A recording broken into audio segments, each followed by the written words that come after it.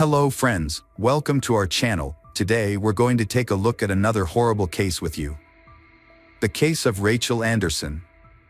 Rachael Anderson is a 24-year-old female born on January 28, 1994, in Warren, Ohio, to William Bill Anderson and Patricia Trish Anderson. She has a younger brother named John, who was favored by the family. Rachael graduated from Warren Harding High School in 2012, where she was a member of the National Honor Society and played on the soccer and volleyball teams. From a young age, Rachael aspired to become a funeral director, a unique career choice. She moved on to Youngstown State University, focusing on the study of deceased individuals. Her dedication to her studies earned her recognition as one of the top students, along with a scholarship. Following this, she attended the Cincinnati College of Mortuary Science, graduating in 2016 with a Bachelor of Science degree in Mortuary Science. After joining the Ohio Funeral Directors Association, Rachael relocated to Columbus to start her internship at Shaw Davis Funeral Home. She took her role seriously, believing it was her responsibility to help the families of the deceased. As her internship was nearing its conclusion, Rachael hoped to become a permanent employee at the funeral home. However, her dream was suddenly and tragically shattered. Rachael's body was taken to the morgue, and investigators began interviewing the first witnesses. The autopsy on Rachael revealed the details of the brutal assault she suffered that night. She had been both strangled and stabbed. Specifically, she had a cut on her scalp and fractures at the base of her skull. The stab wound entered through the back of her neck and penetrated the left side of her brain, indicating extreme force that caused a portion of her skull to break off. The autopsy also found that she had been strangled with a cord from an electric blanket. The strangulation caused bleeding in her sternoclavicular muscles and eyelids, and the blood vessels in her eyes had burst, leading to noticeable redness.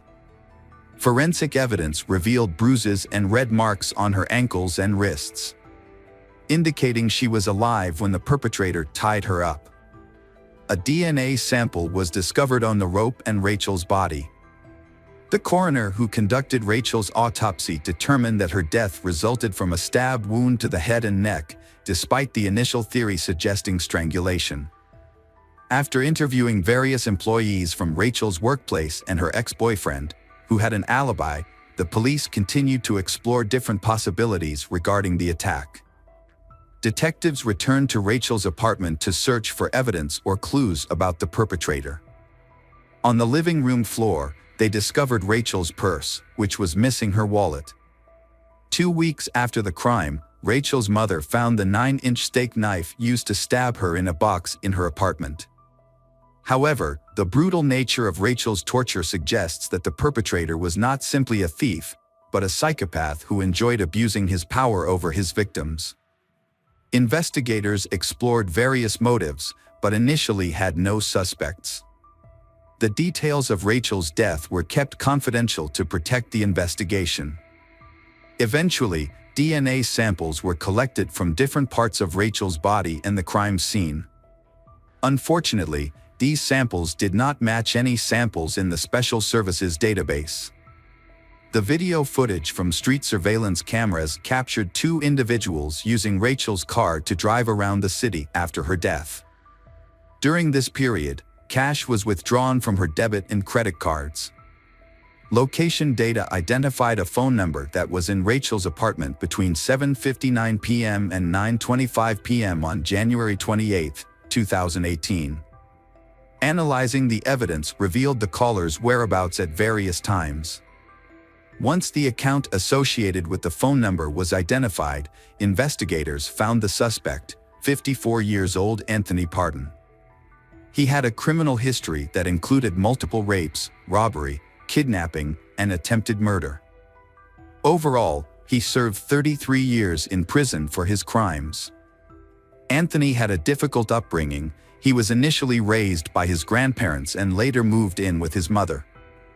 As a child, he was diagnosed with conduct disorder and antisocial personality disorder. In March 1979, at the age of 14, Anthony was briefly committed to the Ohio Youth Commission. By July of the same year, he was placed under court custody and transferred to Franklin County Children's Services. In December, he was again found guilty of making threats, leading to another transfer to the Ohio Youth Commission, where he was placed in foster care. In 1980, Anthony was charged with abuse, involving his foster parents' 15-year-old son. Then, he informed Columbus police that he committed the crime because he was upset after an argument with his girlfriend. As a result, Anthony was convicted as a juvenile.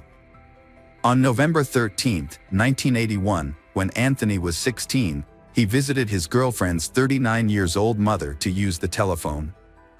During this visit, he threatened her with a butcher knife, assaulted her, and stole $100 from her purse. He tied her hands and feet, gagged her, and placed her in the trunk of his car. He drove to Valleydale, where he untied her feet and threw her into the river behind the Valleydale ballroom. When he noticed that the partially clothed she was able to stay afloat, he entered the creek and held her head underwater. Fortunately, a passerby intervened and scared him away, allowing she to survive. Anthony fled the scene before the police arrived and used the money he had stolen from her to buy tennis shoes and jogging clothes. In May 1982, at the age of 17, he had been convicted of other crimes in Franklin and received a prison sentence ranging from 5 to 25 years. While incarcerated, he committed several rule violations, such as possessing a weapon, setting a mattress on fire, and engaging in fights. He ultimately spent more than 24 years in prison for his offenses and was released in November 2006. After his release, Anthony relocated to Georgia and applied for a job using a different name. In 2007, Anthony was charged with forgery papers and convicted in Floyd County, within a 9-year prison sentence. After serving his time, he received 20 years of probation and were required to wear a GPS ankle monitor. He was released from prison in 2017 and returned to Ohio in June of that year.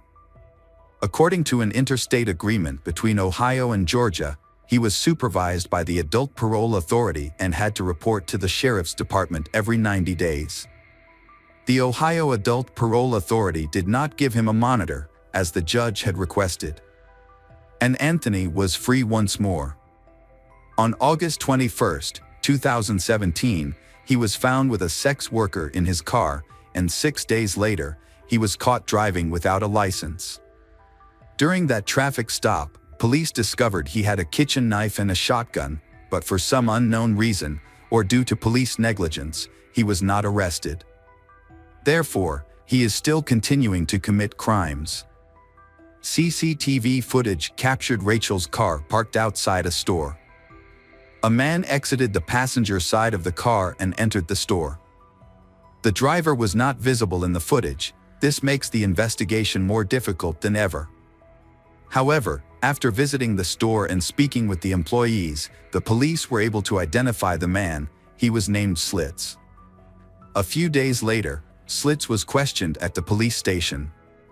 He said an adult man passing by approached him and offered to exchange his ex-girlfriend's card for cash. He agreed to this arrangement, which made him a co-conspirator in the Rachael case. Slits confirmed the identity of Anthony and detailed the entire route they took on the evening of January 28, 2018, while trying to cash in Rachael's stolen cards. The issue at hand was to locate and arrest Anthony. On February 9, 2018, after several days of track at Anthony's sister's house, he was successfully apprehended. The 54-year-old, who had a history of crime, faced 9 charges, including burglary, aggravated robbery, kidnapping, rape, and aggravated murder. The trial commenced on February 4, 2020.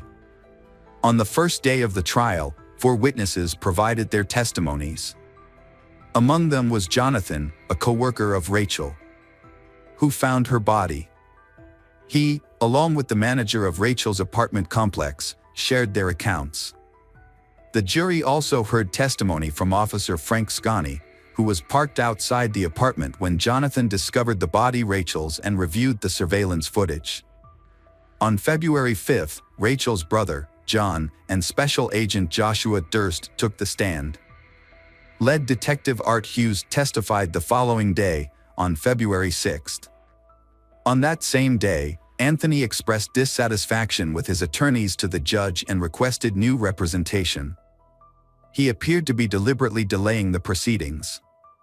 On Monday, February 10th, the prosecutors called a fingerprint expert and other specialists to explain how technology helped determine where Rachael's debit card was used and at the crime scene. Anthony's sister testified that he gave her Rachael's debit card, claiming it belonged to his girlfriend. She later discovered, through news reports, that the card actually belonged to the crime victim, Rachael. The final day of testimony was Tuesday, February 11th. The medical examiner reported finding Anthony's DNA at the scene, while a forensic pathologist and a deputy coroner from the Franklin County office detailed Rachael's injuries. In the courtroom, the final moments of Rachael's life were carefully reconstructed. She celebrated her 24th birthday on January 26th and 27th, 2018.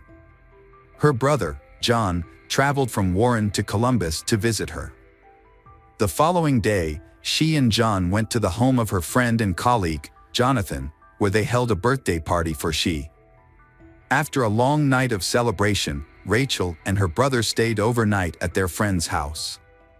The next morning, Rachael left for work, leaving her apartment key with her brother. On the 28th, John returned to his hometown and accidentally brought Rachael's house key with her. At around 1 p.m., Rachael texted John, person holding her house keys, to let him know she would come over to pick it up. Rachael talked to her mother around 6:30 p.m. and then went to John's place to get her key. Since her apartment door could only be locked from the outside with a key, she had to leave it open. After stopping for dinner at her favorite restaurant, Rachael arrived back at her apartment around 7:30 p.m. She then left the apartment, and Anthony was waiting for her outside. He kidnapped Rachael, taking her from the ground floor to the top floor. He used force to pin her down, then tying her legs with a hair dryer cord and her hands with a belt and curtain cord. Once she was unable to move, he wrapped a curling iron cord around her wrists to silence her and gagged her. He forced Rachael to provide him with the PIN numbers for her cards. He tortured her and exploited her vulnerability. Ultimately, he strangled her with a cord from an electric blanket. In addition to strangulation, he also caused blunt force trauma and inflicted a stab wound to her head. Afterward, he concealed her body in a closet, leaving her naked from the waist down with the electric blanket cord around her neck and the door handle. Anthony stole her car and used her bank cards at various stores in Columbus to make quick money. The defense did not present any witnesses. The final hearing took place on February 12. Assistant Prosecutor Amy Van Kullen gave the state's argument, outlining the timeline of the crime and telling the jury that Anthony murdered Rachael in cold blood. In his argument, the defense attorney, Larry Thomas, admitted that Anthony used Rachael's cards but said that he was not responsible for the murder. Attorney Larry argued that the state's case was based on mere speculation. He said that DNA evidence and cell phone data were not enough to prove Anthony's involvement in the crime. The jury, consisting of 4 men and 8 women, spent about 6 hours over 2 days discussing the case, before finding him guilty on all charges. The prosecution sought the death penalty because he killed Rachael during a burglary and he had previously been convicted of the attempted murder of a similar woman. They opted for the death penalty instead of seeking clemency because of his extensive criminal history. Prosecutor O.B. Bryan remarked that some individuals cannot follow the law, and Anthony is one of them. The sentencing phase of the trial started on February 18th. The defense aimed to lessen the severity of the punishment by highlighting Anthony's difficult childhood, but this argument was not effective. Prosecutors contended that the negative factors in the case were more significant than any positive ones. Additionally, it was established during the trial that Anthony understood his actions when he assaulted Rachael. Testimonies in Anthony's defense were given by his mother, sister, a psychologist, and his former elementary school teacher. On February 19, Anthony gave a 13-minute speech before the jury, sharing details about his abusive childhood. He shared the struggles he encountered after his release from prison, expressing feelings of hardship and despair. He claimed that the law system let him down and that he received no support. And he attributed his current situation to the failures of the justice system. However, he neither addressed the crime he committed nor offered any apology in his remarks. On February 20th, after 3.5 hours of deliberation, the jury was unable to reach a consensus on whether to recommend the death penalty. Instead, they decided to recommend life in prison without the possibility of parole. The sentencing occurred on March 16, 2020. Rachael's mother cried in court when the verdict was announced. Her father issued a sharing his thoughts on the investigation he had witnessed over the past few years. He was shocked to look a dangerous repeat offender making outrageous demands and acting as if he was entitled to something. He also was astonished to see an adult complaining about the system's shortcomings while trying to evade responsibility. Judge McIntosh sentenced Anthony Pardon to 2 life sentences without the possibility of parole, one for aggravated murder and another for violence. Furthermore, he received an additional 63 years for aggravated burglary, kidnapping, aggravated robbery, and several violent offenses. These sentences are to be served one after the other. Rachael's 24th birthday turned into a tragic day. A young woman with a bright future ahead of her had her life unexpectedly cut short. She was finishing up her internship and was on the verge of receiving a promising job offer. Rachael was laid to rest at Pineview Memorial Park, leaving her family and friends struggling to cope with the sudden loss. Every year on January 28, Rachael's family and friends light a candle at home to remember her. Rachael was a lively person with a beautiful smile and a loving heart. She was kind and always willing to help her friends. Throughout her life, she had many interests, but her main focus was her career. Rachael was naturally compassionate, loved dancing, and cherished time spent with family and friends. She had a special love for children and valued her life, which was sadly taken away too soon. Welcome back, detectives. Let's dive into another horrible case, the case of Patrick de la Cerda. Patrick de la Cerda was born in June 1992 in Miami, Florida, a city known for its picturesque metropolitan area. His father, Max Dira, was a native of Spain, while his mother, Patricia Ranza, was born and raised in France before moving to the United States in the 1980s, where she met and married Max. Patrick grew up in a warm family environment where he was surrounded by love, care, and mutual respect. He was a kind, intelligent, and sociable person who excelled in school and had a large circle of friends. From a young age, Patrick was very close to his parents, who prioritized his education and well-being, providing him with every opportunity to grow into a capable and responsible individual. Patrick's father was a dedicated and skilled professional in the construction industry. Although the family was not wealthy, they were considered well off by the standards of the big city. After completing high school, Patrick decided to follow in his father's footsteps and pursue a degree in construction. However, during his time at university, his parents made the difficult decision to divorce after nearly 25 years of marriage.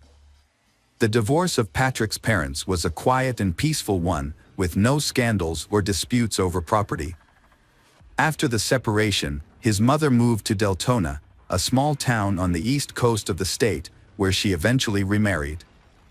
Patrick, on the other hand, chose to stay with his father in Miami, where they worked together in the construction industry and were highly respected. Despite the divorce, the family remained very close, and all members maintained a friendly relationship with one another. The family continued to stay in touch, regularly calling and communicating with each other. They were always willing to lend a helping hand when needed. Patrick often visited his mother in Deltona and shared with her details of his life, including his relationships and romantic interests. With his French and Spanish heritage, Patrick had grown up to be a charming and attractive young man, which helped him win over women at a relatively young age. Patrick grew up in a family that valued strong relationships, so he never sought casual flings. Instead, he dreams of finding lasting love, living peacefully, and building a lifelong family with someone special. He created a profile on a popular dating website at the suggestion of a friend, but he didn't have high hopes of actually meeting his soul mate on the dating website. One June evening in 2017, Patrick half-heartedly scrolled through profiles of women on the site. Then, he came across a photo that caught his attention, a stunning brunette with an unforgettable appearance, big, expressive eyes, and a charming smile. Patrick was immediately smitten and decided to send her a message. She replied, much to his delight, and they easily fell into a comfortable conversation. Jessica Devnani was born in 1988 in Orlando, Florida. After high school, she attended a local university where she studied banking. Following graduation, she landed a job at a bank branch in her hometown. Around that time, she met a handsome young man online. They quickly hit it off, exchanging messages and eventually phone numbers. They had long conversations every day, creating a deep emotional bond and strong trust. As their online friendship grew, they decided to meet in person. Since they lived in different parts of the state, they chose a meet-up spot roughly equidistant from each other. On their first date, Patrick knew he had found the person he had been searching for, and he didn't want to let her go. Jessica felt the same way about him. However, Jessica was slightly taken aback by their age difference. She was 4 years older than Patrick. After their date, on his way home, Patrick called his mother to tell her what happened. They had been in a long-distance relationship for months, which was becoming increasingly difficult. Due to the distance between them, they could only see each other on weekends, and even then, they had to meet at a location convenient for both of them. Usually, they will rent a cozy hotel room in a secluded spot and use the time to enjoy quality time together. However, by Sunday night, they would have to return to their respective homes, as they had work commitments on Monday mornings. In December 2017, Patrick made a significant decision. He relocated to Delton, where his mother lived, in order to be nearer to his girlfriend. He purchased a house in a quiet neighborhood and began making repairs to create a welcoming home for Jessica. Although she couldn't move right away because of work, but they made plans to get together again and have a housewarming party in early spring. They had a special celebration planned on New Year's Eve. To surprise Jessica, Patrick set up a fireworks display in the backyard, getting down on one knee to make his romantic proposal as they gazed up at the festive lights. Patrick got down on one knee, held out a box with a ring, and asked Jessica the most important question of all: would she become his wife? Overjoyed, Jessica happily agreed. Patrick had been looking for an engagement ring for a long time, but in jewelry stores there was no ring beautiful and delicate enough for the occasion. He chose the best option possible to propose before the new year, but he also had a custom ring made from a jewelry shop, designed by himself. Patrick's engagement was just 2 months old, and the wedding preparations were well underway. His choice of partner had been approved by their parents, and they was overjoyed as they prepared to start a new life together. They had plans for a grand celebration, either in Miami on the shores of the Atlantic Ocean or in France, where the groom's mother was from, on February 27, 2018. On that day, Patrick's father, Max, received a call from a courier while he was at work. The delivery man explained that Patrick's order has been delivered, but Patrick did not answer the door or answer the phone. Max was taken aback by Patrick's unexpected actions, which immediately raised his level of concern. Since Max was tied up at work and couldn't go check on Patrick, Max asked his future daughter-in-law to go instead. Patrick's father called Jessica in a panicked tone, saying he couldn't reach his son. Jessica had been trying to contact Patrick all morning, but he wasn't responding to her calls or messages. When she shared this with Patrick's father, Max, he feared the worst. Jessica immediately dropped everything and rushed to Patrick's house. When she arrived, she saw his car in the driveway, indicating he was still at home. Using her own key, she entered the yard and called out to Patrick, but there was no response. Jessica carefully opened the front door and was met with a horrific sight. Patrick was lying in a pool of blood, showing no signs of life. She quickly called emergency services, but the paramedics were unable to save Patrick and declared him dead at the scene. When the police arrived, Jessica was overcome with grief, sobbing in the backyard where Patrick had proposed to her just 2 months earlier. An officer spoke to her, and she raised her tear-filled eyes to meet his. She claimed to know who was accountable for Patrick's murder, naming her wealthy ex-boyfriend as the culprit. To comprehend this complex case and identify potential suspects, it's essential to revisit the past when Patrick first met Jessica. At that time, Jessica was in a relationship with Gregory Bender, a wealthy businessman who owned an investment fund. She met Gregory during her student years, and he was 20 years her senior. Gregory showered Jessica with expensive gifts and took her on lavish vacations, eventually winning her affection. Jessica thought she had found her soulmate, but soon she began to notice some disturbing patterns in her ex-boyfriend Gregory's behavior. He was extremely controlling, constantly monitoring her movements and interactions with others. If she had an admirer, Gregory would quickly get rid of them through threats and intimidation. Meanwhile, he kept his own life a mystery, sharing very little about himself with Jessica. Their relationship lasted nearly 8 years, during which time Gregory never introduced Jessica to his family or friends.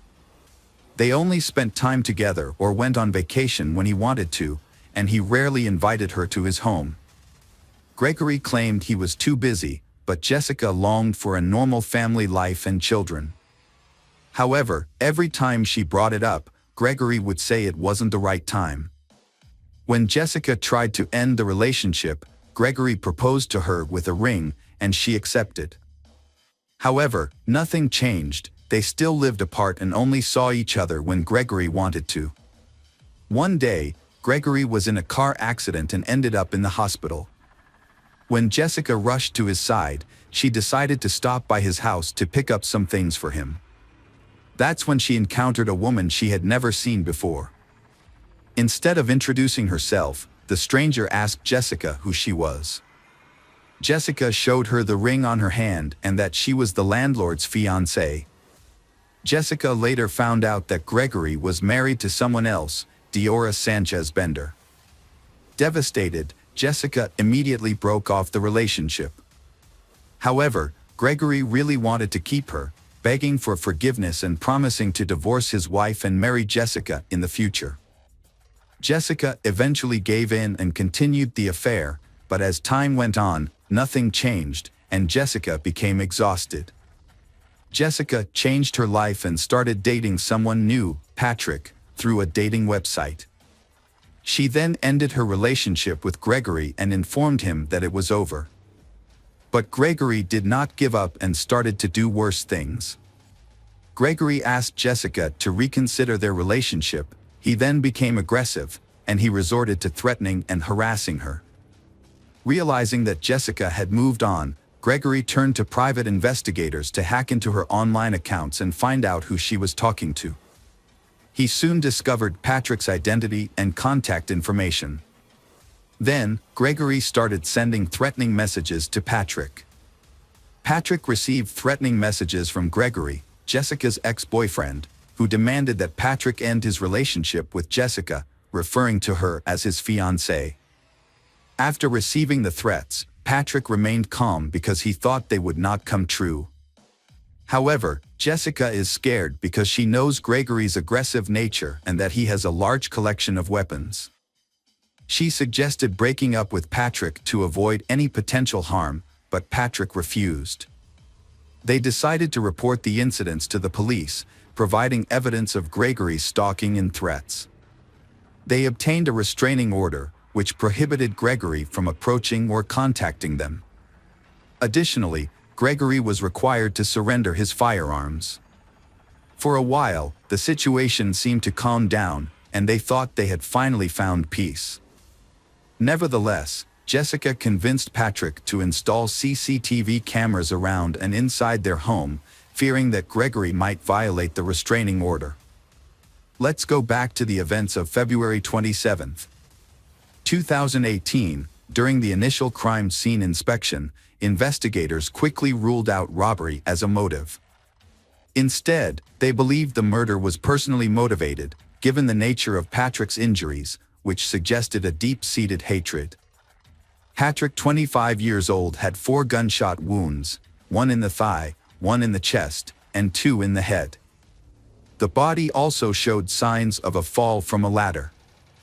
The body was found on the floor between the front door and the stairs leading to the second floor. Investigators theorized that the killer likely snuck into the house and waited for the owner, Patrick, on the second floor. When Patrick entered the house and began to climb the stairs, the killer ambushed him, shooting him in the thigh. As Patrick rolled down the stairs, the killer followed, shooting him in the chest and then twice in the head. The murder weapon, a rare pistol, was not recovered, but several shell casings were found at the crime scene. The police found 3 casings at the scene, but a 4th one was missing. This led investigators to suspect that the killer might have taken it as a souvenir. The initial suspect was Patrick's neighbor, a U.S. Army veteran who had a history of conflict with Patrick. The veteran had been involved in combat and had suffered a severe head injury, which led to the development of a mental disorder. The veteran was skilled with firearms and had access to rare guns. In a previous incident, the veteran had mistakenly shot at his neighbor, thinking he was a burglar. After his release, the veteran continued to harass the victim, accusing him of being a spy and threatening to expose him. The investigation initially centered around the veteran with a history of mental health issues, as his unusual behavior and mindset suggested a possible motive for the crime. Although he truly hated Patrick, he still had an alibi for the time of the murder, confirmed by many witnesses. As the police looked for evidence and attempted to provoke a response from the perpetrator, it became clear that the crime was not a robbery gone. As the house was undisturbed and valuables remained untouched. The only items missing were the hard drives containing video surveillance footage, making it impossible to identify who entered and left the house that day. Furthermore, no evidence was found at the crime scene. Forensic experts were unable to find a single fingerprint, shoe print, or DNA trace, suggesting that the murder was meticulously planned and executed. Although the investigation suspected Gregory's involvement, it seemed likely that he would escape justice due to the lack of concrete evidence. The police asked Jessica to help them with a secret plan to catch her ex-boyfriend, Gregory, off guard. She agreed to make the call, and as the police had hoped, Gregory answered. Jessica tried to lure him into a conversation, but it quickly became apparent that he had anticipated the trap and was not falling for it. Gregory seemed unflappable as Jessica confronted him about Patrick's death. When she accused him directly, he acted shocked and even offered her his condolences. Despite her best efforts to get him to lose his cool, he didn't give away any incriminating information. In the end, the police didn't have enough evidence to hold or question Gregory, so he remained at large, abiding by the terms of a restraining order.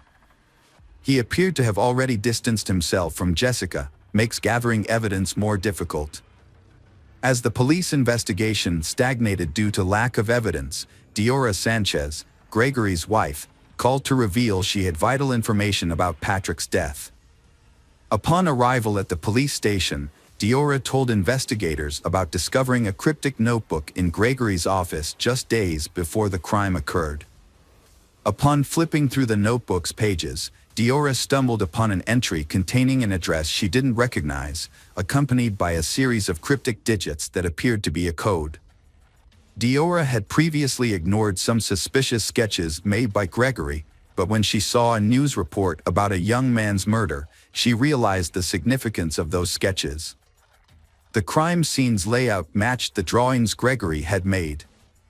Deora informed the investigators, who then obtained a search warrant for Gregory's house. Upon searching, the police found a mysterious notebook in Gregory's office, but several key pages were missing.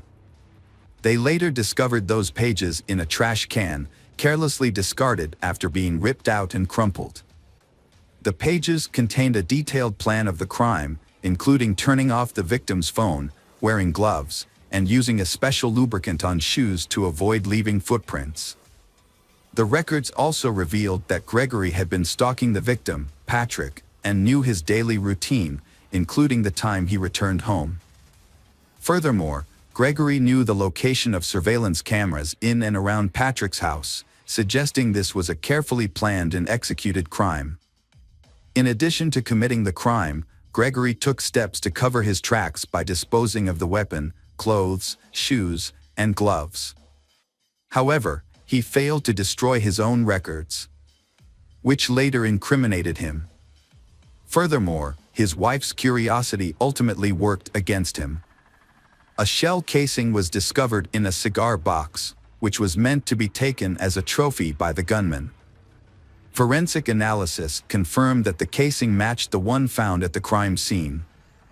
The trial of Gregory posed a challenge due to the lack of direct evidence. Although the accumulated evidence was sufficient to arrest him, it was largely circumstantial.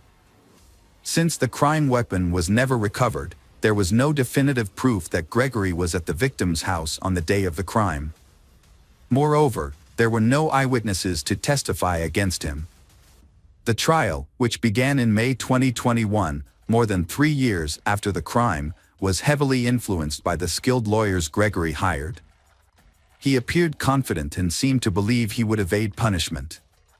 A crucial witness, Jessica, provided detailed testimony about her long-term relationship with Gregory, including his marital status, her attempts to break up with him, and the subsequent harassment and threats he made against her and Patrick.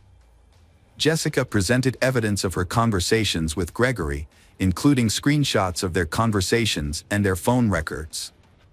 However, Gregory's lawyers countered by blaming Jessica, claiming that she was responsible for Gregory's behavior. They claimed that Jessica had started a new relationship with Patrick while still involved with Gregory, and that she had hurt his self-esteem. The defense downplayed the significance of the written plans for the murder, describing them as mere fantasies of a hurt man seeking revenge on his rival. They argued that Gregory never acted on these plans and therefore did not leave any evidence at the crime scene. Additionally, the lawyers claimed that the search of Gregory's home was conducted illegally and with procedural errors, suggesting that the shell casing found there could have been planted. The crime weapon was never found, and Jessica's identification of the gun model was uncertain. She had previously seen a similar gun in her boyfriend's collection, but she wasn't familiar with firearms and could have been mistaken. The defendant's ex-wife, Deora Sanchez, was called to testify. During her testimony, the defendant, Gregory, unexpectedly professed his love for Deora. This declaration seemed to affect Deora, and her testimony became unclear. Deora claimed to have forgotten some details and ultimately stated that she doubted Gregory's capability for murder, given their long history together.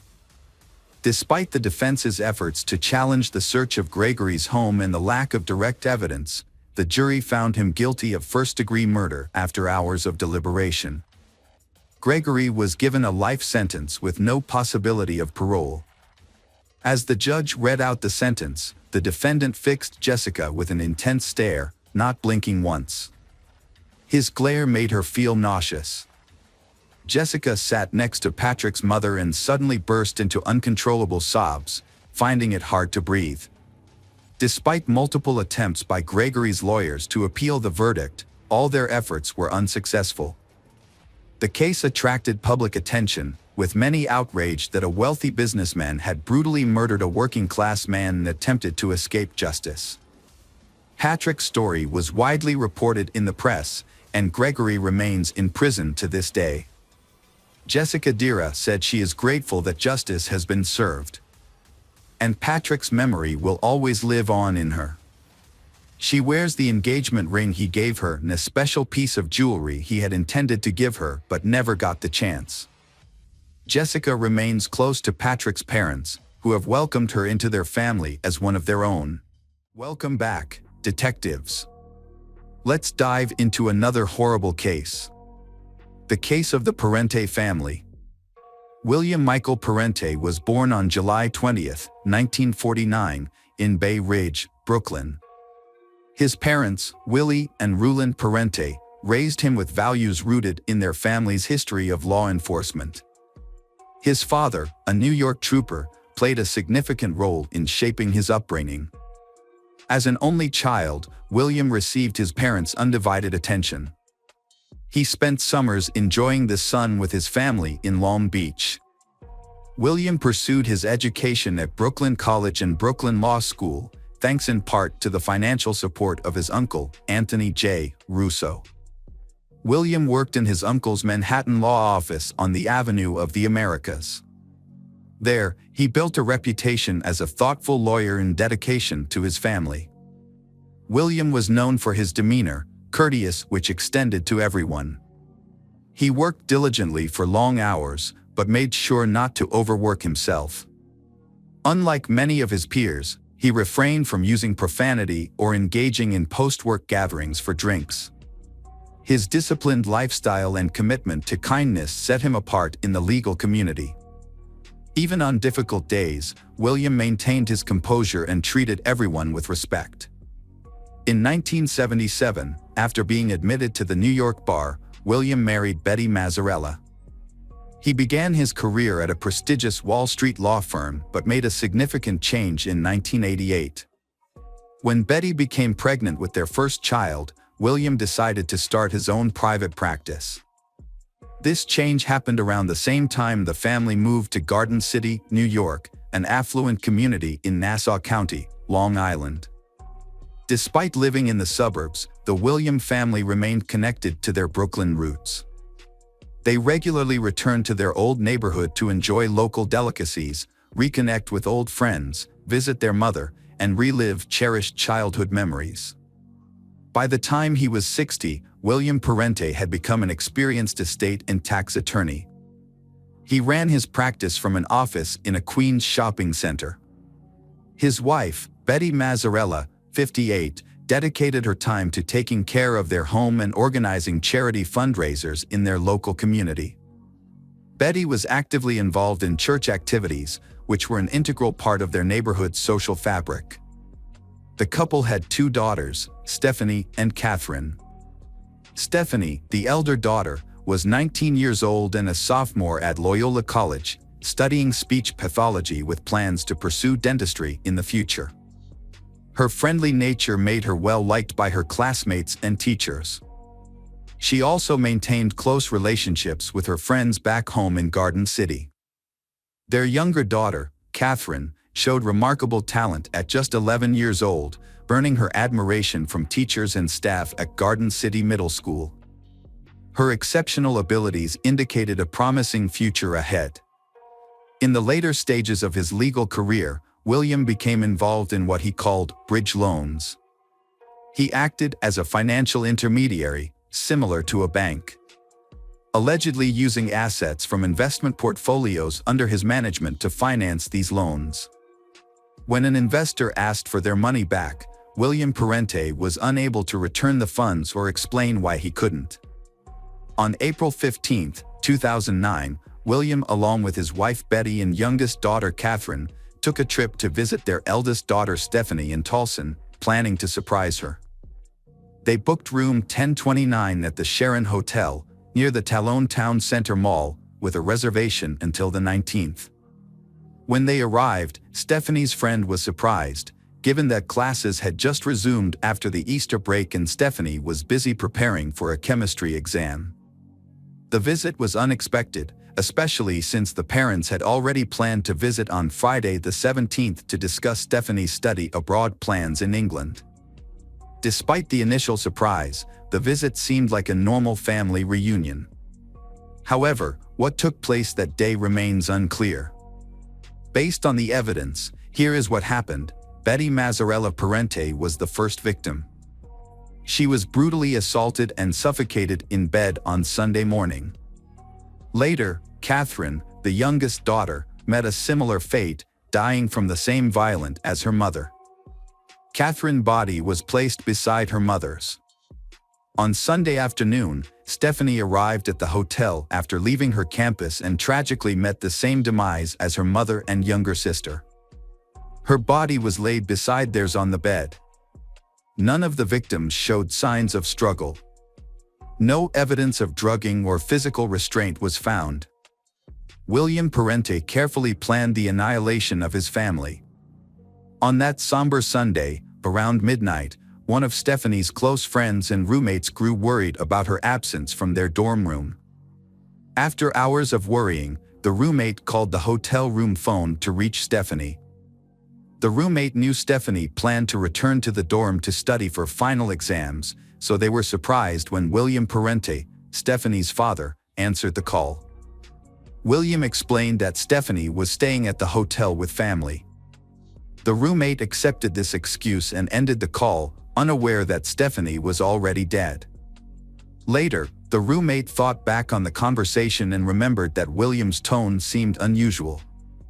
On Monday morning, William Parente ended his life by using a knife he had bought at a nearby mall. He inflicted fatal injuries on himself in the hotel bathroom. When the family failed to check out, hotel staff became concerned. School Loyola College also raised concerns about Stephanie's unexplained absence from classes, especially since it was a crucial time for her final exams. The college contacted the hotel, requesting a welfare check on Stephanie and her family. At 3 p.m., a housekeeper tried to enter their 10th floor room but found the door locked and received no response. The housekeeper alerted other staff, and a hotel manager entered the room. The manager found William Parente's lifeless body in the bathroom, having taken his own life with a knife.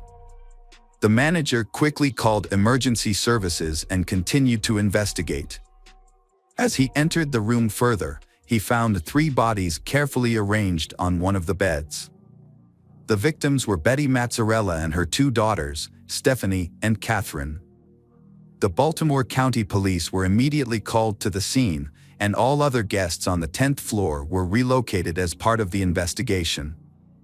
The police also took the family's Mercedes-Benz SUV from the hotel parking lot. After investigating, they determined that William Parente had committed a murder-suicide on that Sunday. And the police found that the causes of death were asphyxiation and blunt force trauma. They believe that Betty and Catherine were the first victims, followed by Stephanie. The police think that one of William's last interactions was with Stephanie's boyfriend, who tried to call Stephanie around midnight. However, Stephanie had already been killed by her father by then. Shortly after the call, William likely went to the bathroom and took his own life using a knife he had bought earlier from the mall. It is believed that William Parente's decision to kill his family and then commit suicide may have stemmed from an investigation into his possible involvement in a major fraud. William Parente was accused of being part of a Ponzi scheme, a type of investment scam where money from new investors is used to pay existing ones, often resulting in huge financial losses. Investors have been scammed of around $20 million, with one investor claiming a loss of $450,000. Investigations showed that William had issued bounced checks totaling $245,000 to investors, leading to further complaints to the New York Attorney General's office. After William Parente's death, some investors came forward with losses totaling millions of dollars. A colleague of William's made a poignant observation: financial losses can be recovered, but the loss of human life is irreparable. Friends and family have struggled to overcome their feelings of grief following the horrific incident. A memorial service was held at Loyola College on Monday night to honor Stephanie's memory. The family William Parente home, once full of life, became a somber space filled with tributes such as flowers and candlelit vigils. A funeral service was held at St. Joseph's Church in Garden City to commemorate Betty and her daughters.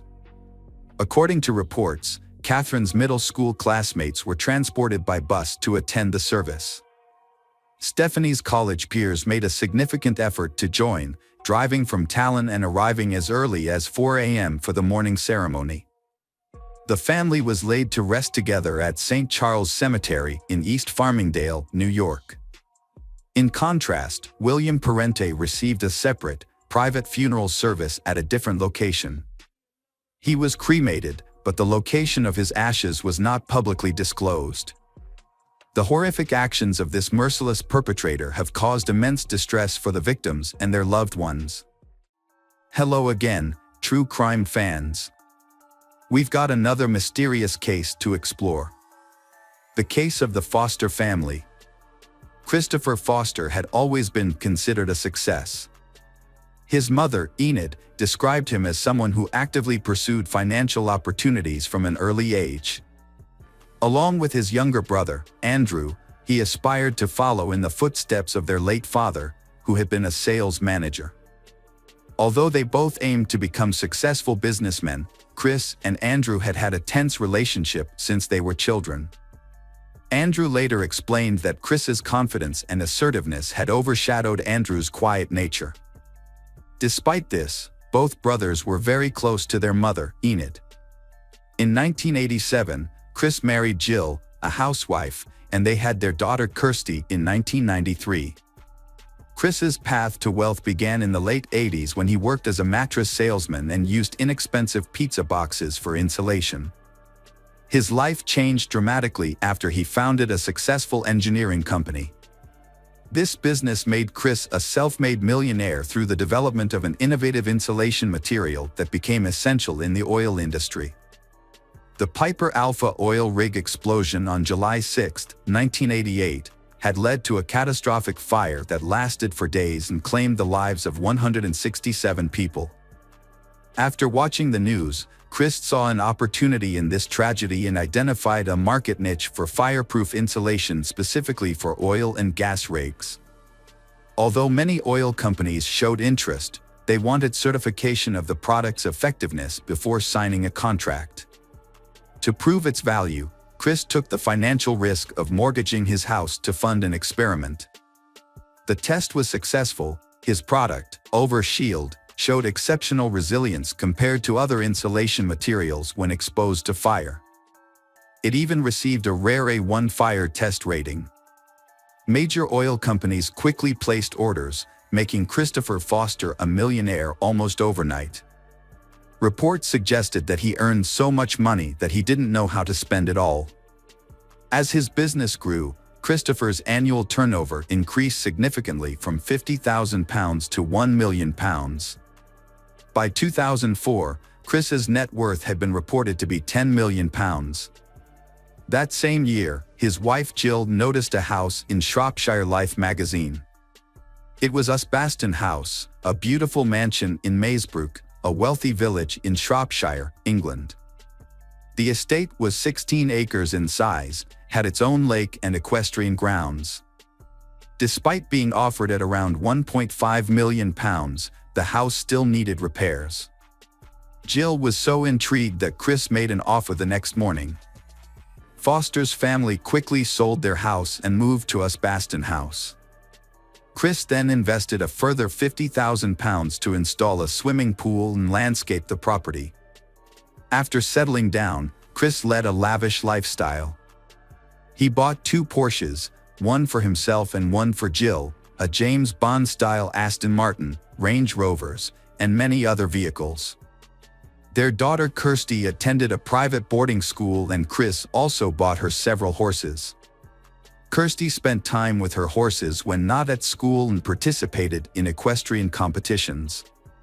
Friends described her as quiet, thoughtful, and kind. In addition, Chris also bought 4 dogs and several pigeons. He further enhanced their lives by hiring a butler and a personal assistant, and the house had antique furniture worth more than £200,000. Chris's most expensive hobby was his passion for shooting, demonstrated by his expensive gun collection, each costing between £12,000 and £12,500, equivalent to nearly $20,000 at the time. Chris often attended shooting parties that could last 3 days, with bills running up to £8,000. He had a habit of leaving guns around the house. Occasionally, when pigeons made a mess of Chris's car, he would shoot them, much to Jill's frustration. In one disturbing incident, when Kirsty's black Labrador began disturbing the sheep, Chris was unable to control the dog and led it down a country road to shoot it in the head. Chris was a successful businessman but lacked a long-term vision. Notoriously impulsive, he craved instant gratification and was quick to cut ties with people who annoyed him. Chris enjoyed being admired and envied by others for his wealth, and social status was very important to him. Over time, both Chris and Jill moved up the social ladder, and it became clear to those close to Chris that he wanted to move away from his roots in Wolverhampton. Jill enjoyed shopping sprees and spent her days doing self-care activities like nail and hair appointments, along with beauty treatments like manicures and Botox injections. Chris and his family regularly went on luxury vacations, staying in luxury hotels and enjoying the best food. These lavish trips could sometimes cost up to £20,000 each, and Chris didn't hesitate to pay. However, unbeknownst to his friends and family, Chris had reached his financial limit and began withdrawing money from his business. His excessive spending had led to financial imbalance, with more money going out than coming in. In 2003, Chris had signed an exclusive contract with DRC, giving them the exclusive rights to produce his oil rig sealant. By 2004, his net worth had been reported to be £1 million. However, by 2005, he owed £2.8 million. Instead of cutting costs, Chris, due to his lavish spending habits, sought more money from other sources. Despite the exclusive agreement with DRC, he signed another contract with another company to sell his products. DRC discovered this infringement and sued Chris, resulting in a lawsuit and DRC acquiring Chris's patent. Chris went bankrupt, and in 2007, his company was dissolved. His assets worth £3 million were frozen and his salary was gone. Despite serious financial troubles, Chris continued to act as if nothing significant had happened. At the same time, Chris became involved in a dispute with his accountant, who reported him to the Inland Revenue for tax evasion. Chris had failed to pay VAT, national insurance, and various other taxes. To deal with his increasing tax obligations, he had to borrow from banks to ease his financial strain. In addition, he had mortgaged the Usbaston house 3 times and withdrawn money from more than 20 different bank accounts. Despite his lavish lifestyle and constant spending, Chris still tried to hide the fact that he was deeply in debt. Chris gradually found himself struggling with overwhelming challenges, aware that time was ticking away and fearful of losing everything. However, during a conversation with a friend about houses, Chris insisted that he would never sell Usbaston house.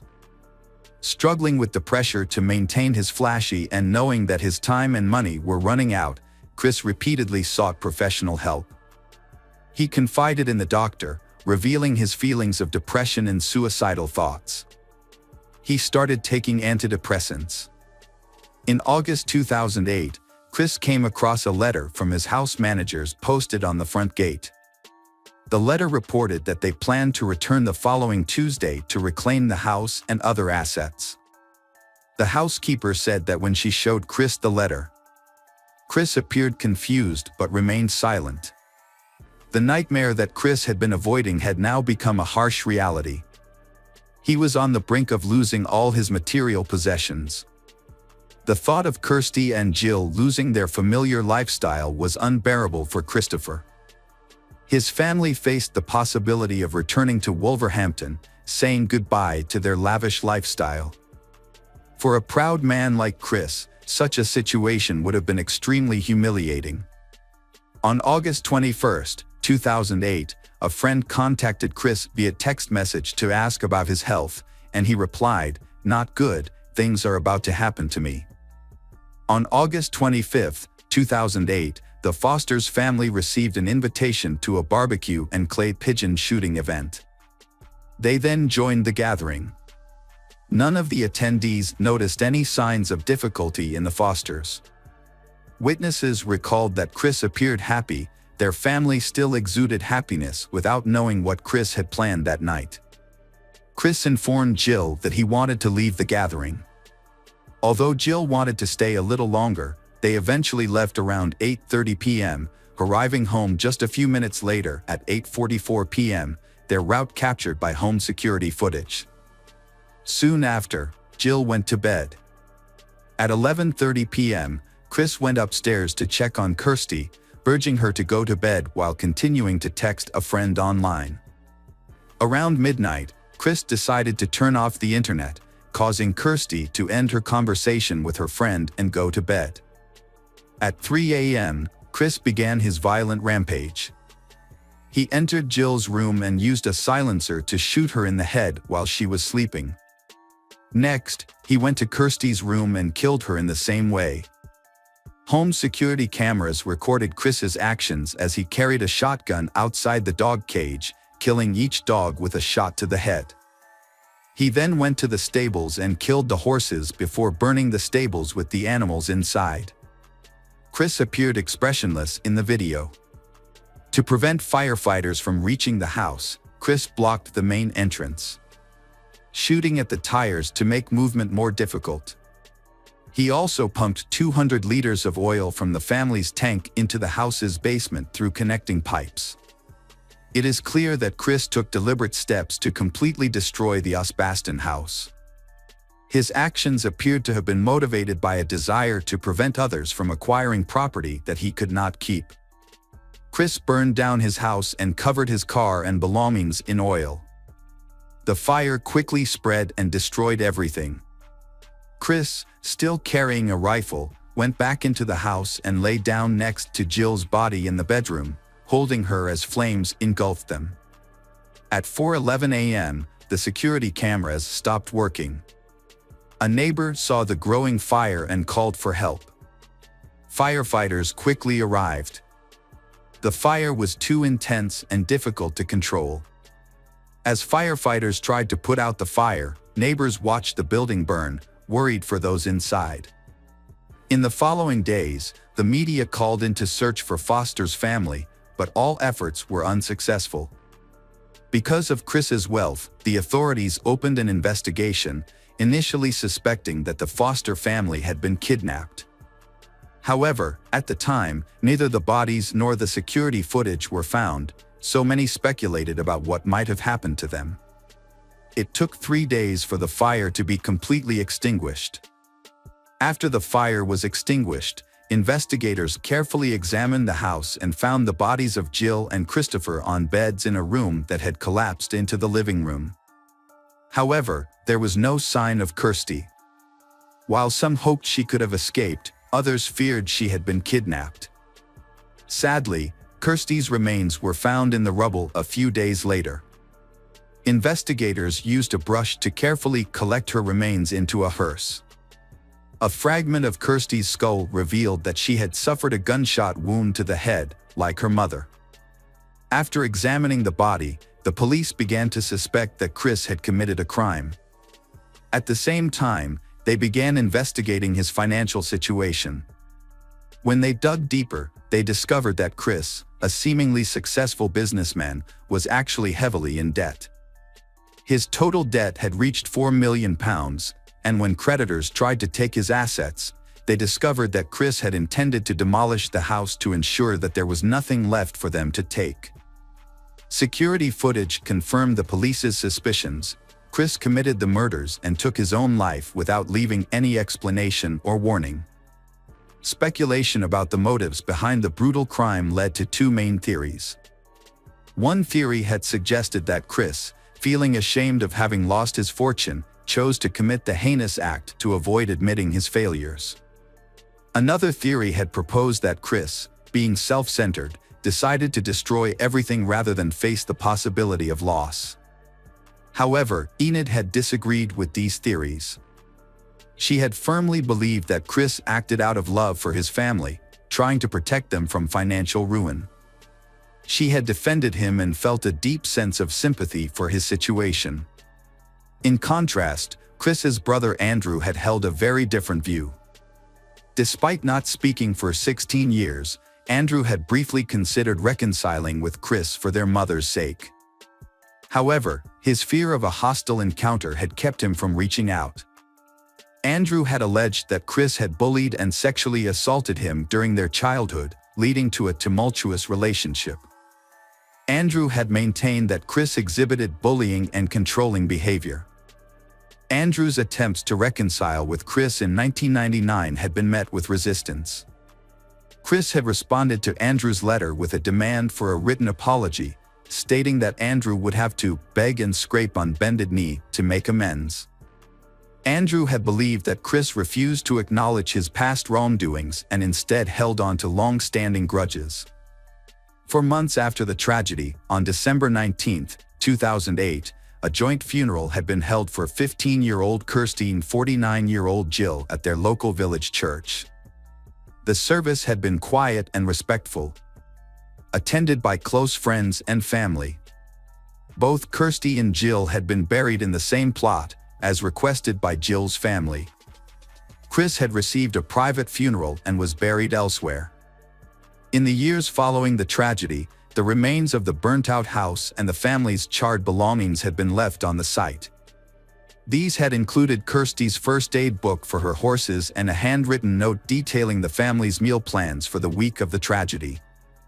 The ruins of the house had remained until 2011 when the debris had been cleared.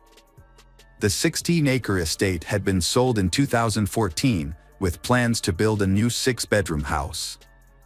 Although the property had been put up for sale in 2012, it had taken 2 years to sell, reportedly after the price had been reduced. The reasons behind Christopher Foster's actions may have been financial struggles and the pressure to maintain a wealthy image. However, this had not justified the horrific outcome. Instead of having made sensible financial decisions or confiding in his loved ones, Chris had chosen a destructive path that had had devastating consequences for everyone involved. Hi everyone, thanks for returning. Let's unravel another perplexing mystery. The case of Shannon Starbuck. Shannon was born on April 19, 1969, in Anderson, Indiana. She was the youngest child in her family and grew up with 2 older brothers. However, her life changed dramatically when her parents divorced and remarried, giving her more siblings. From a young age, Shannon dreamed of having a large and loving family of her own. She often participated in church activities and had a deep faith, which reinforced her dream. Shannon grew up in a simple and friendly environment. She had a passion for painting and won many awards. When she was 20, she met Clay Starbuck, a 25-year-old man. They met at a party in Florida, where Shannon had moved with her family when she was a child. Clay Starbuck, originally from Alaska, came to Florida during his vacation. During their first meeting, Shannon learned a lot about Clay, including that he had attended a diesel mechanic school in Colorado after high school. He then returned home to work on the Trans-Alaska Pipeline and was financially stable. However, Shannon also learned that Clay was married and had 2 children from that marriage. Despite this, she was not discouraged by his complicated past. Instead, she saw it as a positive thing, believing that it gave him valuable experience for his married life. After getting married, Shannon and Clay moved in together. In the new place, Shannon had to overcome many difficulties related to the environment and weather, but she eventually adapted and settled down. However, married life was not as perfect as Shannon had planned.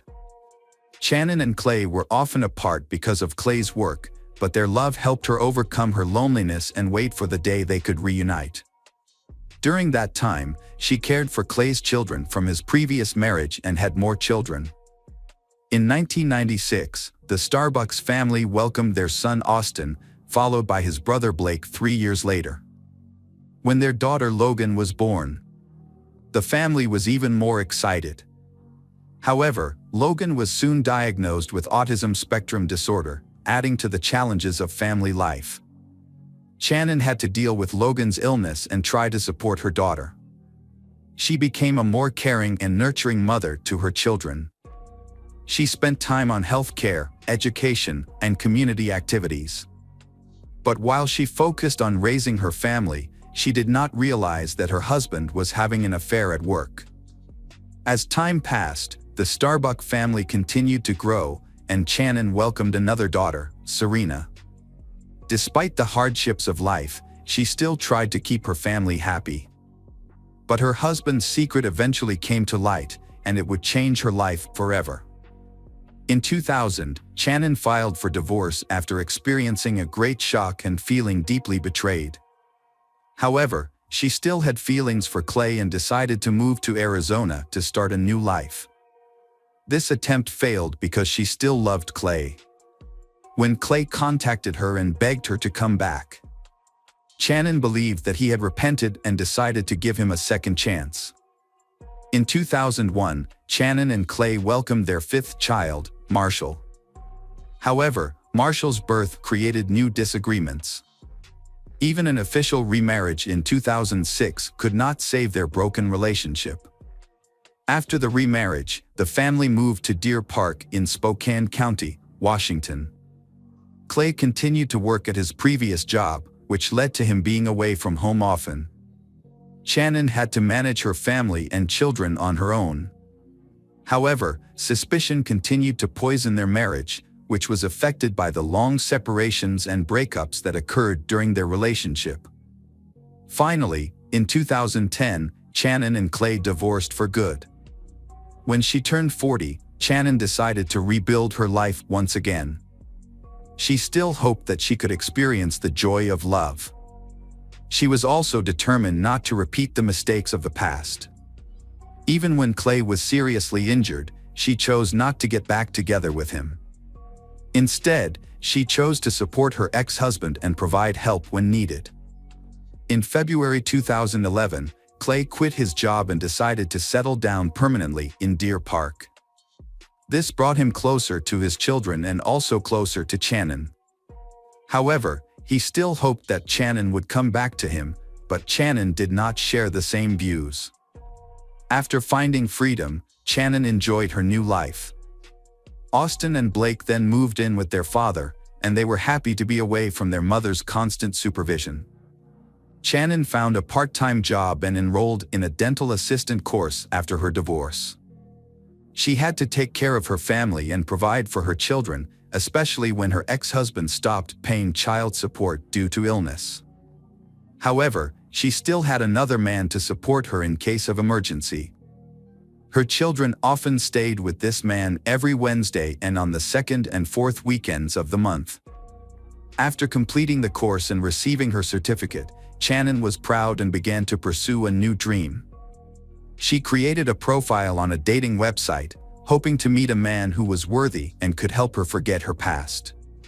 She still regretted spending so many years with Clay, a man who did not appreciate her. However, one morning in December 2011, her dream was suddenly ended.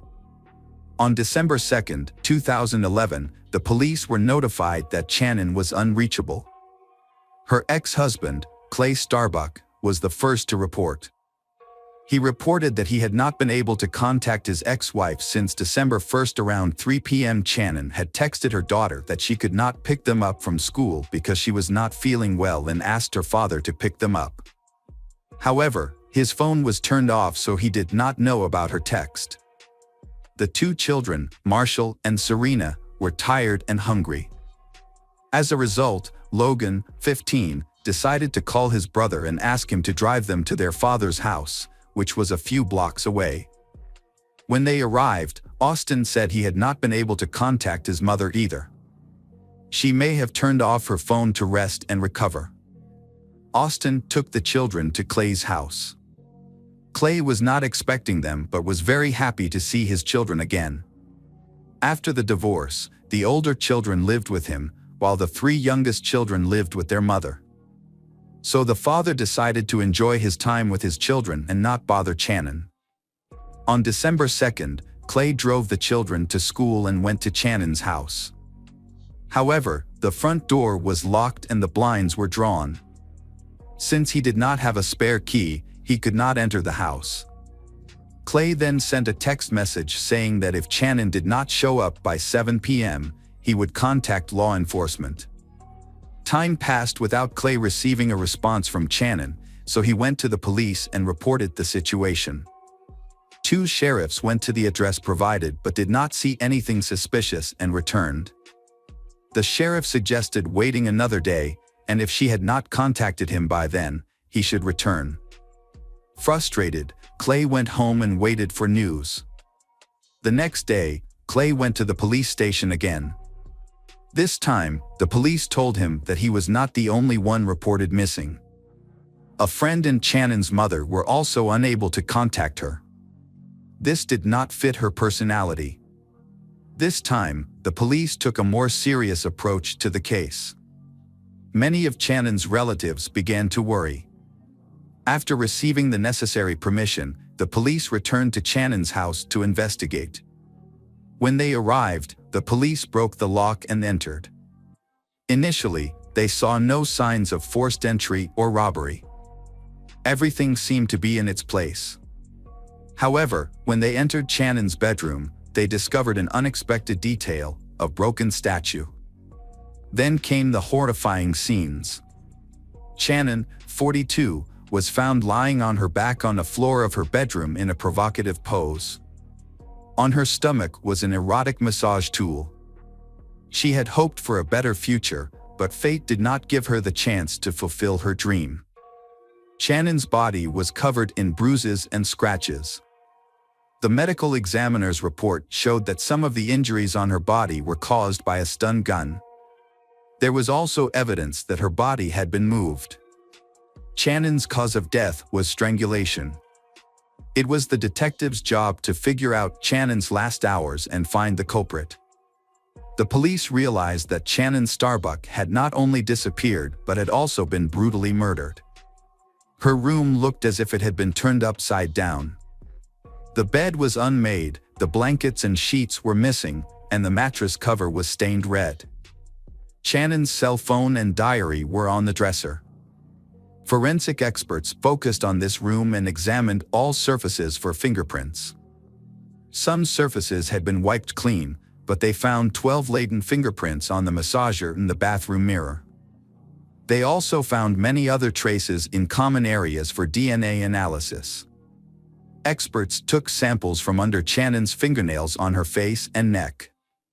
Detectives suspect that Channon was killed after she left the bathroom, then placed on the bed, and finally dragged to the floor. It is worth noting that the removed bed sheets were found in the washing machine, possibly intended to destroy evidence. The detectives needed to gather information about Channon and her lifestyle. So, after the ex-husband calmed down, they questioned him. Clay explained that he and his ex-wife had an arrangement regarding child pickup and drop-off. Every morning, he picked up the younger kids and took them to school, and she picked them up after school. Clay said that on the morning of December 1st, his car broke down a few blocks from home. So he texted Channon, asking her to take the kids to school. He then went home to wait for the car to warm up, thinking that would help it start. Around 11 a.m., he tried to restart the car but was unsuccessful. He gave up and went back inside to take a nap. During that time, his cell phone battery died. To back up his claim, he showed his correspondence with his ex-wife. At first, everything made sense. Furthermore, Clay was very cooperative, handing over his cell phone, DNA sample, and fingerprints. He also confessed that he was worried about Channon because the divorce had made her more vulnerable. In addition, he shared that because she was single, Channon had registered on a dating website and had many admirers. According to Clay, it is possible that Shannon had several lovers at the same time. He believes that one of them may have caused her death. However, he could not name them specifically due to a lack of information. During the conversation, Clay sobbed. He explained that accepting the death of his ex-lover was very difficult. After taking his statement, the police let Clay go home. He was faced with informing his children about Shannon's death. The case involving Shannon Starbuck's death has attracted public attention. Investigators interviewed the Starbucks neighbors, focusing on details, especially reports of strange people and vehicles appearing outside her home in recent weeks. An autopsy was performed, and the report found that Starbucks suffered chest injuries consistent with the use of a stun gun. She also suffered 10 broken ribs. The injuries to her head and body were severe and likely caused by a blunt object. Because of the appearance of the injuries, it was difficult to determine the exact time of death. Scratch marks on her body indicated that she had been moved after she was killed. The medical examiner's report indicated that a soft object was used to strangle her, possibly a hand, a towel, or a sheet. A key clue in the case came from the body samples collected, including the DNA of a man, suggesting that the suspect may have been a close acquaintance of hers. Shannon's family hopes the police will quickly find the culprit. Shannon's ex-husband, Clay Starbuck, has cooperated fully with the investigation. He underwent a physical examination to look for any signs of injury on his body, but none were found. As detectives speculated that the culprit may have been injured during the struggle, there was no evidence of that. Shannon's two sons, Austin, 21, and Blake, 18, were also examined. Austin had old cuts on his hands, but he explained that these cuts were from his job at a window factory. In conversations with the two brothers, detectives established some important facts. They learned that their mother often dated men after the divorce, which made them unhappy. The brothers also said they had seen intimate photos on their mother's laptop, which led them to suspect that their mother may have been murdered by a lover. However, it was clear that they both loved their mother and were deeply saddened by her passing. Nonetheless, they did not agree with the changes in her life. In a later interview, Clay was more specific. He said Shannon caused discord in the family when he was away on business. She often met other men, and he even suspected that Marshall might not be his son. However, he still loved Marshall like his own son. He did not agree with some of Shannon's actions, especially the fact that she often brought the children to his house when she went on dates. However, investigators gained a personal view of Shannon and her family after speaking with him, her children, and her relatives and friends. After the investigation, detectives had a complete picture of Shannon in her life. The kindness and concern of those who attended Shannon's funeral on December 10, 2011, showed that she was an intelligent and sincere person. She was buried in a cemetery in Orlando. Investigators quickly searched for the killer after the incident attracted public attention. The suspect at that time was her ex-husband, Clay Starbuck. Police needed to verify his alibi to eliminate him as a suspect. When the first fingerprint results came back, detectives discovered that the fingerprints did not match any at the scene. Therefore, the police needed to gather more information about Clay Starbuck. They also took samples from his cell phone, laptop, and personal diary. At the same time, they also considered the possibility that other people were involved in the murder. After a thorough examination of Starbuck's cell phone, detectives added several names to the suspect list. One of them was someone Shannon had connected with through a dating site. They discovered that a man named Tom Walker had scheduled a date with Shannon on December 5th, a few hours before her death. They also discovered that Tom and Shannon had been chatting openly and exchanging photos. Tom had asked Shannon to pose for a photo with an adult toy, but she refused. Interestingly, Shannon's body was later found in the exact pose Tom had mentioned. Tom was found within an hour and immediately became a suspect. He explained his activities on the day of Channon's death, which was confirmed by co-workers and surveillance cameras. John Wilson then scheduled a date with Channon on December 1st. It was clear from their correspondence that he was not looking for a serious relationship. However, the truth is that John Wilson used a fake name.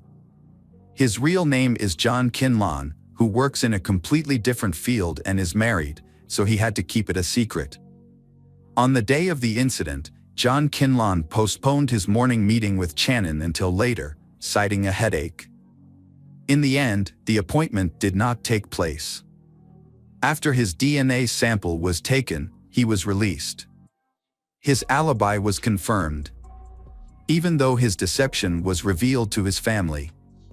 The investigation continued, and investigators uncovered some important evidence. When they searched Channon's phone, they asked the carrier for more information and discovered something significant. At 9:18 a.m. on December 1st, a 911 call was made from Channon's phone, but someone had deleted it from the call history. Thanks to a request from emergency services, investigators were able to retrieve the call. However, the call contained only crying and other noises before it was abruptly cut off. Investigators also discovered that after the initial call was unsuccessful, emergency services attempted to call back, but the call went to voicemail. GPS data from Channon's cell phone pinpointed her location at home on the day of her death. Notably, these events occurred after she dropped her children off at school and returned home. Therefore, the messages sent a few hours later could not have been from her. The perpetrator was trying to confuse the investigation.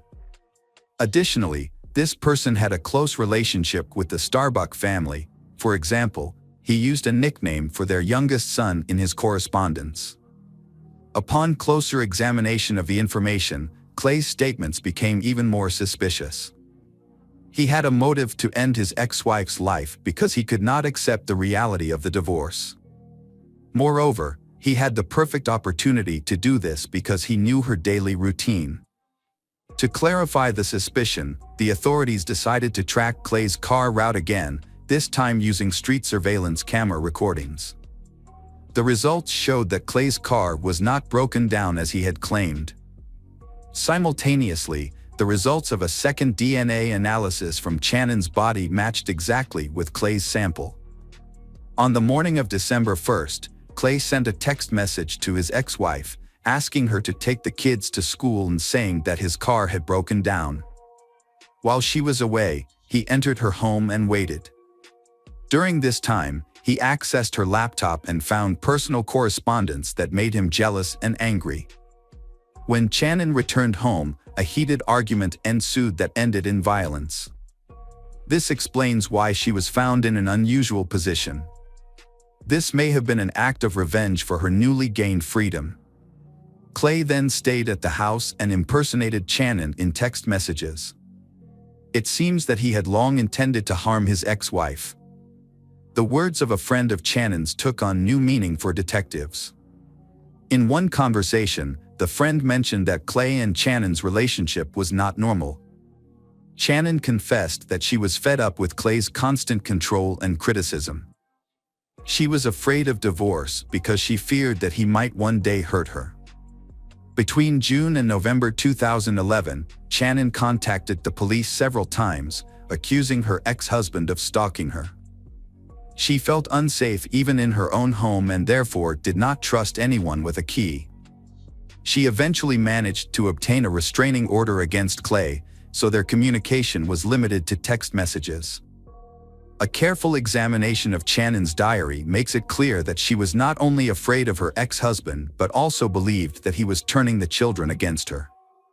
Clay fabricated lewd stories and portrayed her as promiscuous. The children's reaction to their father's arrest on February 6, 2012, is therefore not surprising. They refused to believe his involvement. The children were unfazed by the fact that a tracking program was found on Channon's laptop and a hard drive labeled Channon's desktop was found in Clay's home, along with printed correspondence. The older children doubted the authenticity of the DNA analysis, believing that the accusations against their father were unfounded and that the case was fabricated. However, the views of law enforcement and other relatives were different. The prosecution was convinced of Clay's guilt, relying on a large amount of physical and testimonial evidence. In June 2013, justice prevailed, and Clay Starbuck was convicted of first-degree murder with aggravating circumstances and disrespect for human remains. He was sentenced to life in prison without the possibility of parole. In 2015, Clay's attorney filed an appeal of the sentence, but it was denied. To this day, Clay remains behind bars at the Airway Heights Correctional Facility in Spokane County. Shannon's loved ones mourn her sudden passing, but their hearts are even more broken by the thought that her children sided with their father. He was so obsessed with his ex-wife that, in his quest for revenge, he forgot the consequences, leaving his children orphaned. Welcome back, detectives. Let's dive into another horrible case. The case of John Parker. John Parker was born in 1970 in Indiana, United States, to a middle-class family and have a brother. From a young age, John had a strong ambition to succeed. He valued being independent and continually sought ways to better himself, as well as looking for opportunities for growth and advancement. After graduating from high school, John began searching for ways to earn money. According to his brother, John's first job was as a waiter's assistant in a restaurant. However, he quit his job soon after, but the exact reason for his departure is unclear. Undeterred, John quickly found a new job that offered more freedom, allowing him to explore and develop his passion for pursuing a career in sales. John started working as a door-to-door salesman for Kirby vacuum cleaners. Initially, his family teased him, but he soon demonstrated his capabilities to everyone, and he also found his purpose in life. By the end of his first year, John had become one of the company's top salesmen, and he was eager to continue achieving more. John worked extremely long hours, typically between 12 to 16 hours a day. As a result, he became a top sales performer, earning recognition at company meetings. John's success also made him a source of inspiration and guidance for his fellow salespeople. During this time, he met Judy, a 20-year-old woman from a low-income family in Texas. Judy was born in October 1969. She was confident, extremely, and outgoing. Although John wasn't planning to hire any additional salespeople at the time, but she was able to convince John that she had what it took to achieve great success in sales. Judy's past was marked by significant life events. With her parents' consent, she had gotten married at the age of 14 and had 2 children, Christina and Daniel Hicks, but it ultimately ended in divorce. When she met John, she was determined to start a new chapter in her life. John decided to give Judy a chance, taking her under his wing as a mentor in vacuum cleaner sales. Not only did Judy prove herself as a valuable member of the sales team, but she also won John's heart. As time passed, they began to date. John's life was thriving, both personally and professionally. He has built a solid reputation for his sales and training abilities, and most importantly, he has the love and support of his wife Judy. John expanded on his experience by starting his own business in Michigan, specializing in selling and servicing Kirby vacuum cleaners. He also offered training sessions for salespeople, sharing his personal secrets and enthusiasm that had made him successful in the industry. John's company quickly rose to the top in the area, and he credited his success to Judy's support. After establishing his career, John and Judy got married in 1992. The couple had 2 daughters, Tiffany and Erica. As John's business continued to thrive, they relocated to better homes, providing their children with access to excellent schools, luxury cars, and regular vacations. Initially, John had a very good relationship with Judy's stepchildren, Christina and Daniel.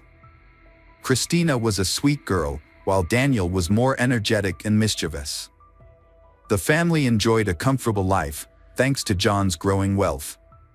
He openly showcased his success to motivate the young salespeople he trained, demonstrating the potential rewards of hard work and determination. However, as Judy's children entered their teenage years, problems arose. Christina associated with a group of friends who had unhealthy habits, and as a result she started drinking with them. According to some reports, Christina has also used drugs. Meanwhile, Daniel, 13, often appears angry and doesn't seem to fit in with his friends. On one occasion, Daniel took John's car and recklessly drove around the neighborhood with friends, damaging several mailbox posts. The next day, John visited each affected house, compensating the homeowners for the damage, to prevent them from filing a police report about the boys' actions. Around this time, John was also summoned to Daniel's school that the boy had misbehaved and they needed to discuss the issue. John and Judy's relationship became strained after he got into a physical altercation with Daniel. After 9 years together, Judy took her family to Texas to visit her childhood home and meet her brother. During the trip, Judy confided in her brother about her troubled marriage and John's mistreatment of her children. However, the situation was more complex. Judy's older children were misbehaving, and she took their side, which added to the tension. Things escalated when John suspected Judy of having an affair with one of his employees. John installed cameras in the office to gather evidence. When he obtained proof of Judy's infidelity, his life was turned upside down, and his demeanor changed drastically. He began to drink heavily, which led to intense arguments with Judy and rough treatment of their children. One incident involved his daughter Tiffany, who was beaten with a belt for not bringing her homework to school. When her teacher noticed the marks the next day, she reported it to social services. Before they arrived, John warned the 4 kids that if they wanted to maintain their luxurious lifestyle, they should say nothing about the beating. Consequently, Tiffany blamed her stepbrother Daniel. John's bad mood not only affected his family but also his employees and clients, who suffered from his outbursts of rage. To keep Judy away from her lover, John moved the family to an exclusive area in Crown Point, Indiana. Despite his hopes for a fresh start, things did not improve. Judy started to improve her appearance by losing weight and changing her look, while John let himself go, growing his beard, smoking, and wearing only jeans.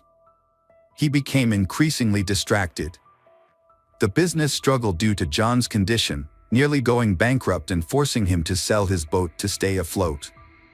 Office rumors swirled about Judy's alleged affair with Jeff, John's right-hand man, fueling more arguments. At one point, Judy told John she wanted a divorce, but it wouldn't be straightforward. John felt he had given Judy everything, rescuing her from poverty, accepting her children, and showering her with luxuries.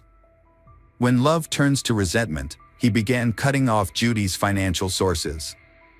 John made it clear that if she left, she would leave with nothing, and he had a secret recording of her infidelity with the office employee. This was the situation at the start of 2003. The tension between John and Judy affected the children, whose behavior worsened. Even Tiffany was grounded during the holidays for starting a fire on school grounds with a friend. The arguments finally ended on Thursday, April 17, 2013, when John and Judy went out to dinner. They were likely looking for a way to resolve issues and reduce the tension between them. After dinner, the couple called home to check on their kids and told them they would be back soon. Then, Christina asked them to stop by the office because she had left a school notebook there. As John and Judy left the restaurant, John decided to bring the leftover dinner to Jeff, who was supposedly working late at the office. John and Judy arrived at the office, located in a deserted industrial area. Just before 10 p.m. John went inside to talk to Jeff, while Judy picked up Christina's notebook and returned to the car. A few minutes later, John came out of the office and opened the rear door on the driver's side of the car to look for something. Suddenly, 2 loud bangs were heard, and John collapsed on the ground. Judy and Jeff immediately called 911. Police and medical units arrived at the scene within minutes. Unfortunately, John, 33 years old, had been shot in the back of the head and was pronounced dead at the scene. When questioned by the police, Judy, who was inside the car when the incident happened, was unable to provide much information. Judy said she was sitting in the car when John came out of the office and opened the back door on the driver's side. Immediately, she heard 2 loud shots. Judy's reaction was to hide behind the seat. When she finally lifted her head, she caught a glimpse of a man in dark clothing running away from the car. Initially, it seemed like a robbery because John's wallet was missing. However, as investigators examined the scene more closely, they began to have doubts. John and Judy hadn't told anyone they would be there, which raised several questions. What were the chances of a random robbery in a deserted industrial are very rare. If the motive had been robbery, it's puzzling that the perpetrator would first kill John and then take his wallet. This is especially confusing since John was visibly wearing a valuable gold Rolex and other easily accessible jewelry.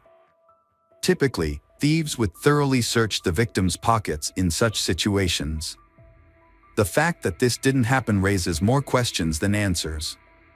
2 bullet casings were found at the scene, which supports Judy's account of hearing 2 shots. 1 shot killed John instantly, but there's no official information about the second shot. With many unanswered questions, investigators started work taking a statement from Judy. Judy reported that her husband had argued with an employee from his company prior to the incident and identified the individual.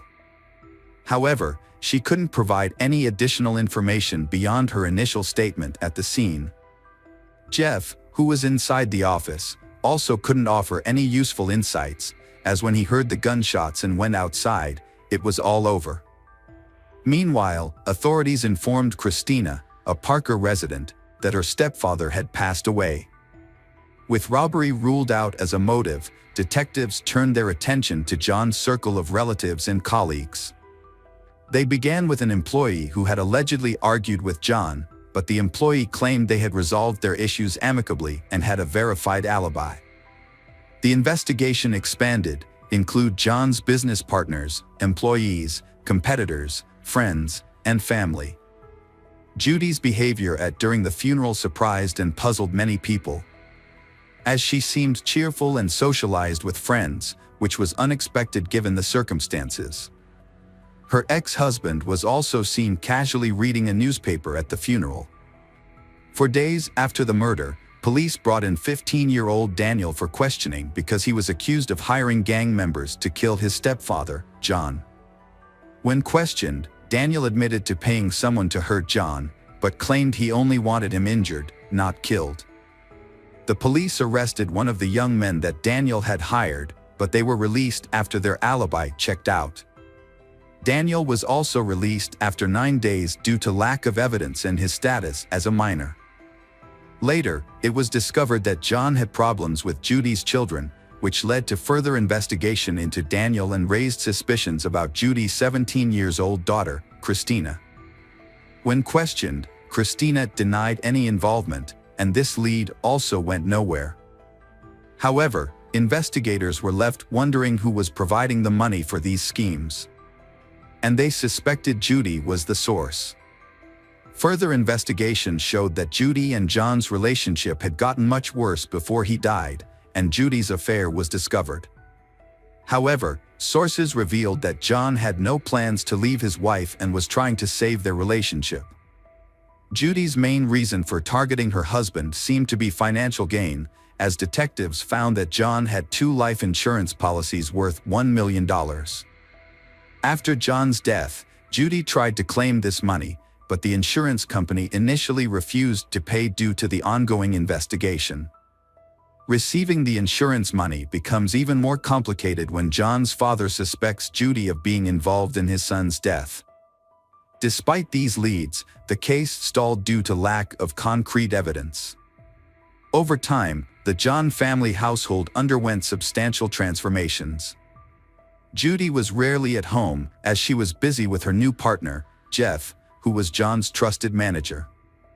In Judy's absence, Christina and Daniel took care of Tiffany and Erica. Later, Judy and Jeff moved out of state with Tiffany and Erica, while Daniel went to live with his biological father. Christina, who was pregnant and had a boyfriend, stayed in the house. Although the investigation had stalled, authorities kept the case open, regularly reviewing the files in hopes of finding new leads.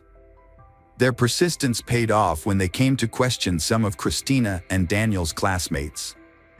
These schoolmates admitted to selling a firearm to Christina and Daniel.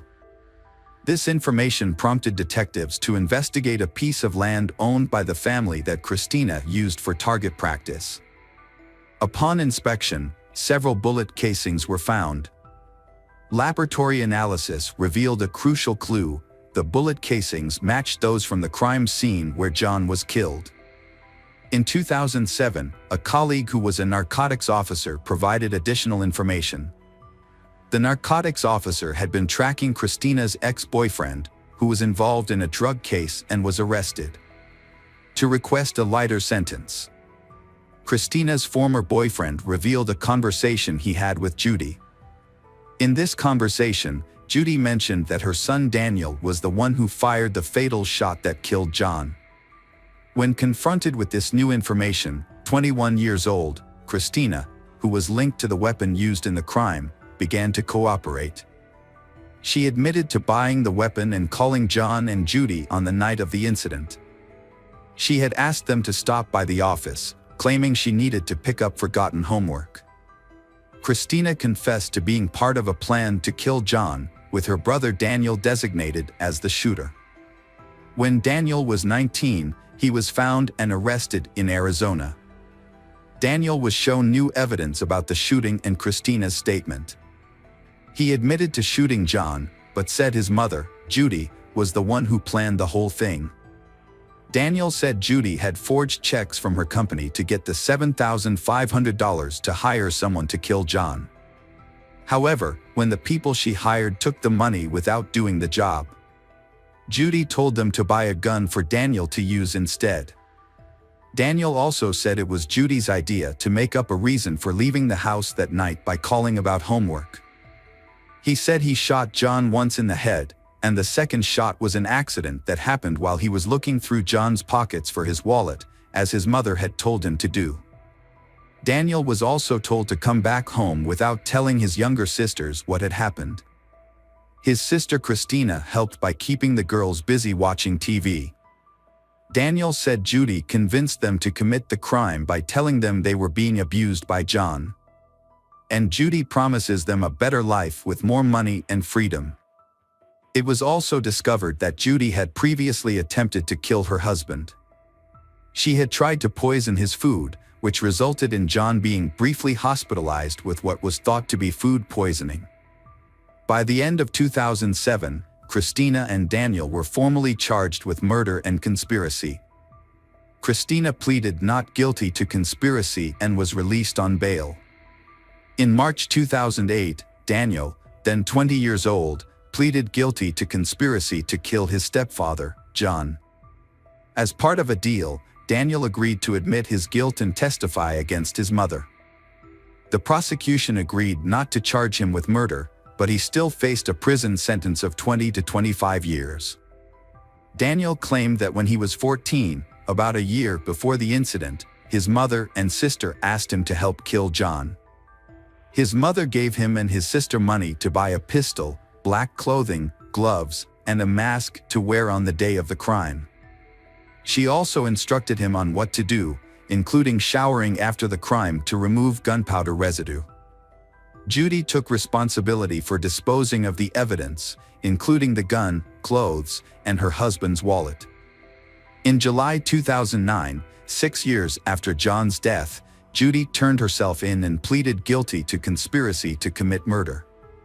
She admitted to planning, executing, and covering up the crime. The prosecution asked for a sentence of 28 to 35 years in prison. Judy, almost 40, was sentenced to 33 years in late August 2009. Daniel was sentenced to 23 years in September, and Christina received a 5-year sentence in October. Press reports state that Daniel was released from custody in 2017. He then chose to keep a low profile.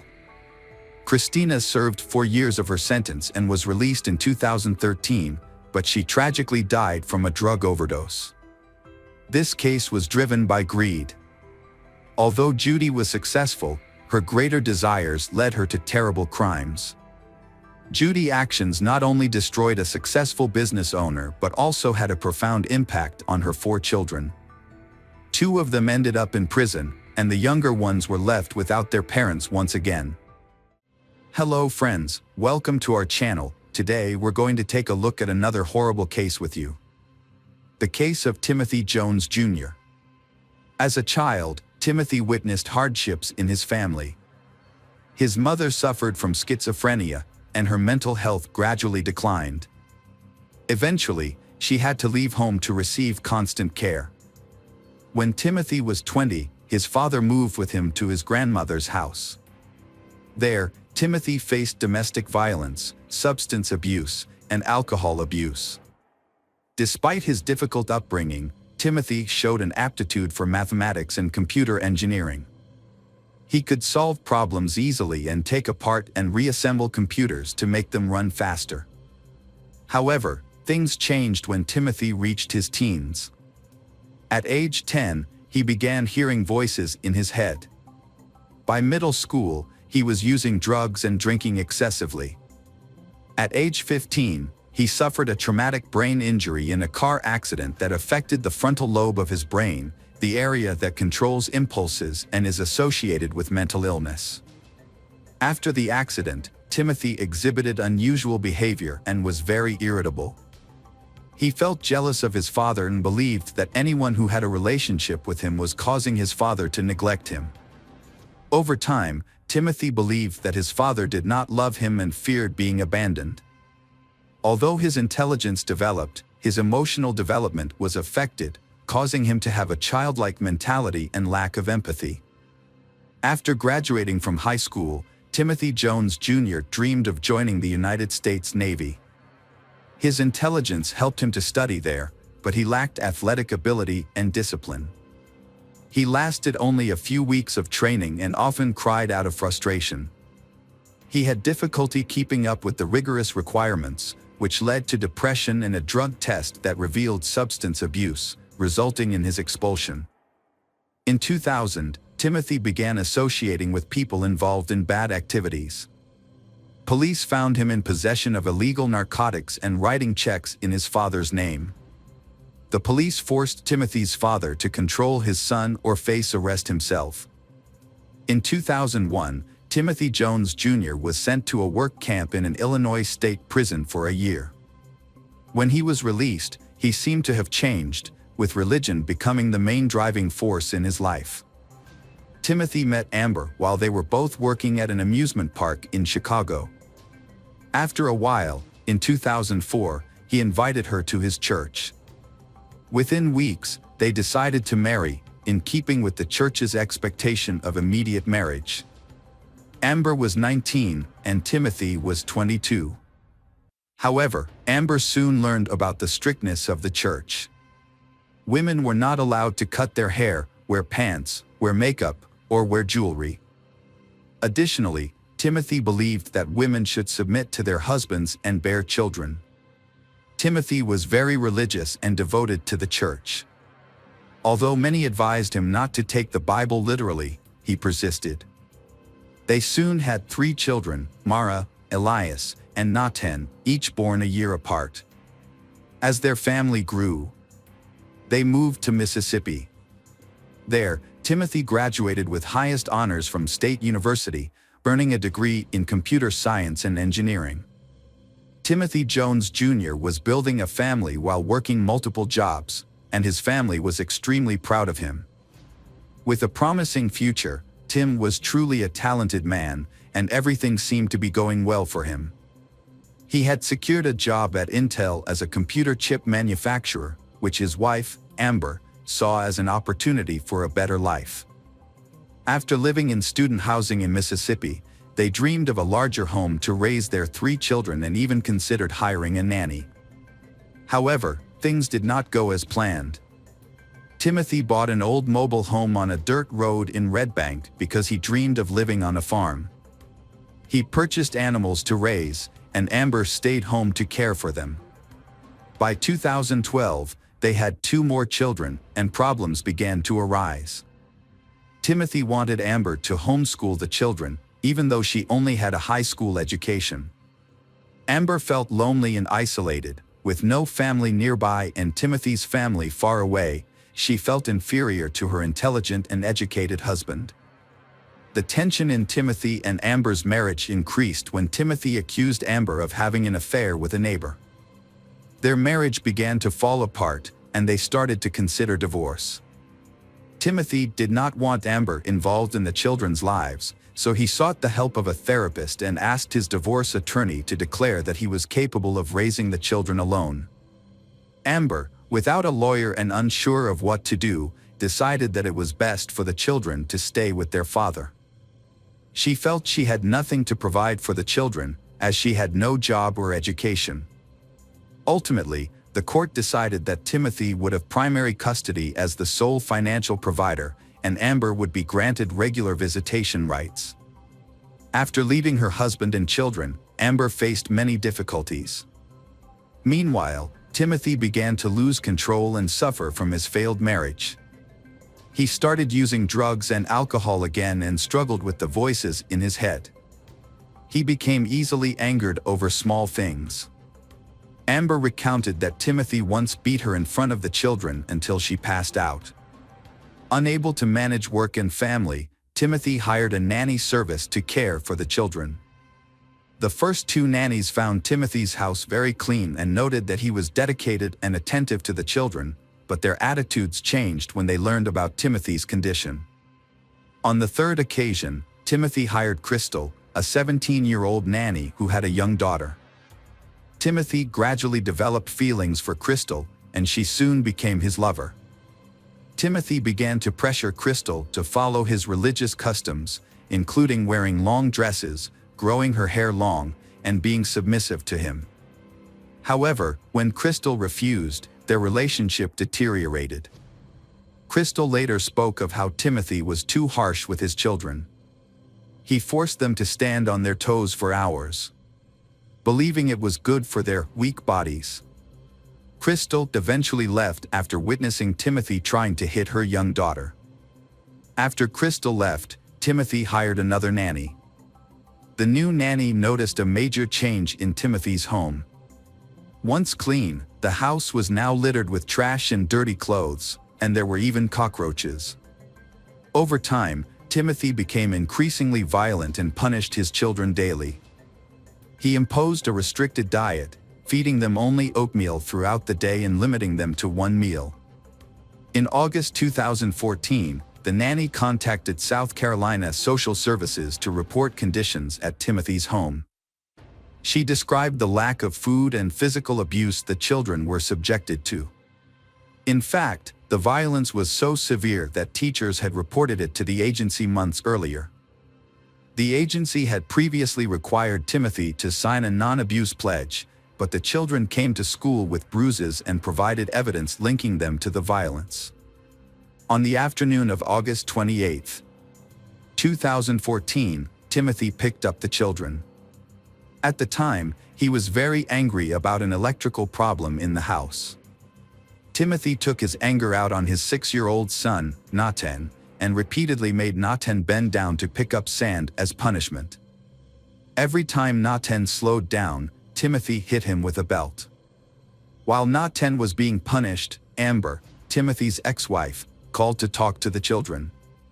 She made several calls until Timothy answered at 7:10. During the conversation, Nathan told his mother about the punishment for breaking the outlet, claiming it was an accident. Timothy angrily hung up, telling Amber to stop defending him. After hours of torture, Nathan was exhausted, dehydrated, and begged for it to stop. He passed out, ending it all. Timothy took Nathan to bed and left him without giving him water or help. Call records show that Amber called 8 more times after that. Around 1 a.m., Timothy took his 8-year-old daughter, Mara, to a convenience store to buy 10 packs of cigarettes. When he got home, he strangled Mara. Timothy then went to his 7-year-old son, Elias, and did the same thing. He then unbuckled his belt and strangled Gabriel, 2, and Elaine, 1, until they stopped breathing. When the children did not move, he took a blanket, wrapped each one in it, and placed them in the back seat of the car and drove away. The disappearance of Timothy and his children was reported to the police. The police searched everywhere for Timothy. Fortunately, a police officer stopped his car. As the police approached the car, they immediately detected a foul odor inside. They also noticed that the carpet appeared to have been recently cleaned with bleach. The sheriff asked the driver, Timothy, for identification and license plate number and observed that Timothy appeared to be under the influence of drugs. After checking Timothy's information, the police discovered that he was wanted in South Carolina for a child welfare issue. When asked about the whereabouts of his children, Timothy initially said he had no children, but later mentioned that he had 3 children living in South Carolina. The officers asked for Timothy's relatives' phone numbers to verify the children's safety. After making the call, they immediately arrested Timothy. As Timothy was placed in a patrol car, he became emotional and began telling officers what he had done to his children. He confessed to killing his 3 children for ulterior motives. Timothy explained that he felt very sad and angry when he saw one of his sons playing with an electrical outlet, so he strangled his son until he lost consciousness. Timothy did the same to his other son and his older daughter. He strangled his daughter until she turned blue. In another account, Timothy claimed that his son was trying to hurt him when he saw him playing with an electrical outlet, which prompted him to kill him. In one recording, investigators heard a discussion about Timothy Jones Jr. subjecting his 6-year-old son, Nathan, to hours of punishment. This was because Nathan had accidentally turned off an electrical outlet in the living room. Timothy said he put Nathan to bed afterwards, but when he checked on him, he found him dead. When asked why he did this, Timothy said he heard voices in his head and believed his children were plotting against him. He also thought his children would be happier if they went to heaven. So he decided to kill all of them. After killing his children, Timothy traveled throughout the southeast with the bodies of his 5 children covered in blankets in his car. He eventually dumped them in a remote wooded area in Alabama. In a second statement, Timothy said Nathan's punishment had gotten out of hand. When he went to Nathan's room, he found him dead. Not knowing what to do, Timothy decided to end the lives of all his children. After an autopsy, pathologists were unable to determine a definitive cause of death. However, they theorized that Nathan may have been too weak from the excessive punishment Timothy had imposed on him, making it easier to kill Nathan. Investigators questioned Timothy's actions, particularly why he did not call 911 immediately after the incident. Instead, he attempted to conceal and dispose of his children. Timothy later led investigators to where he had dumped the children's bodies that same day. The remains of the 5 children were found on September 10th. On September 11th, evidence from Timothy's car was collected and turned over to South Carolina authorities.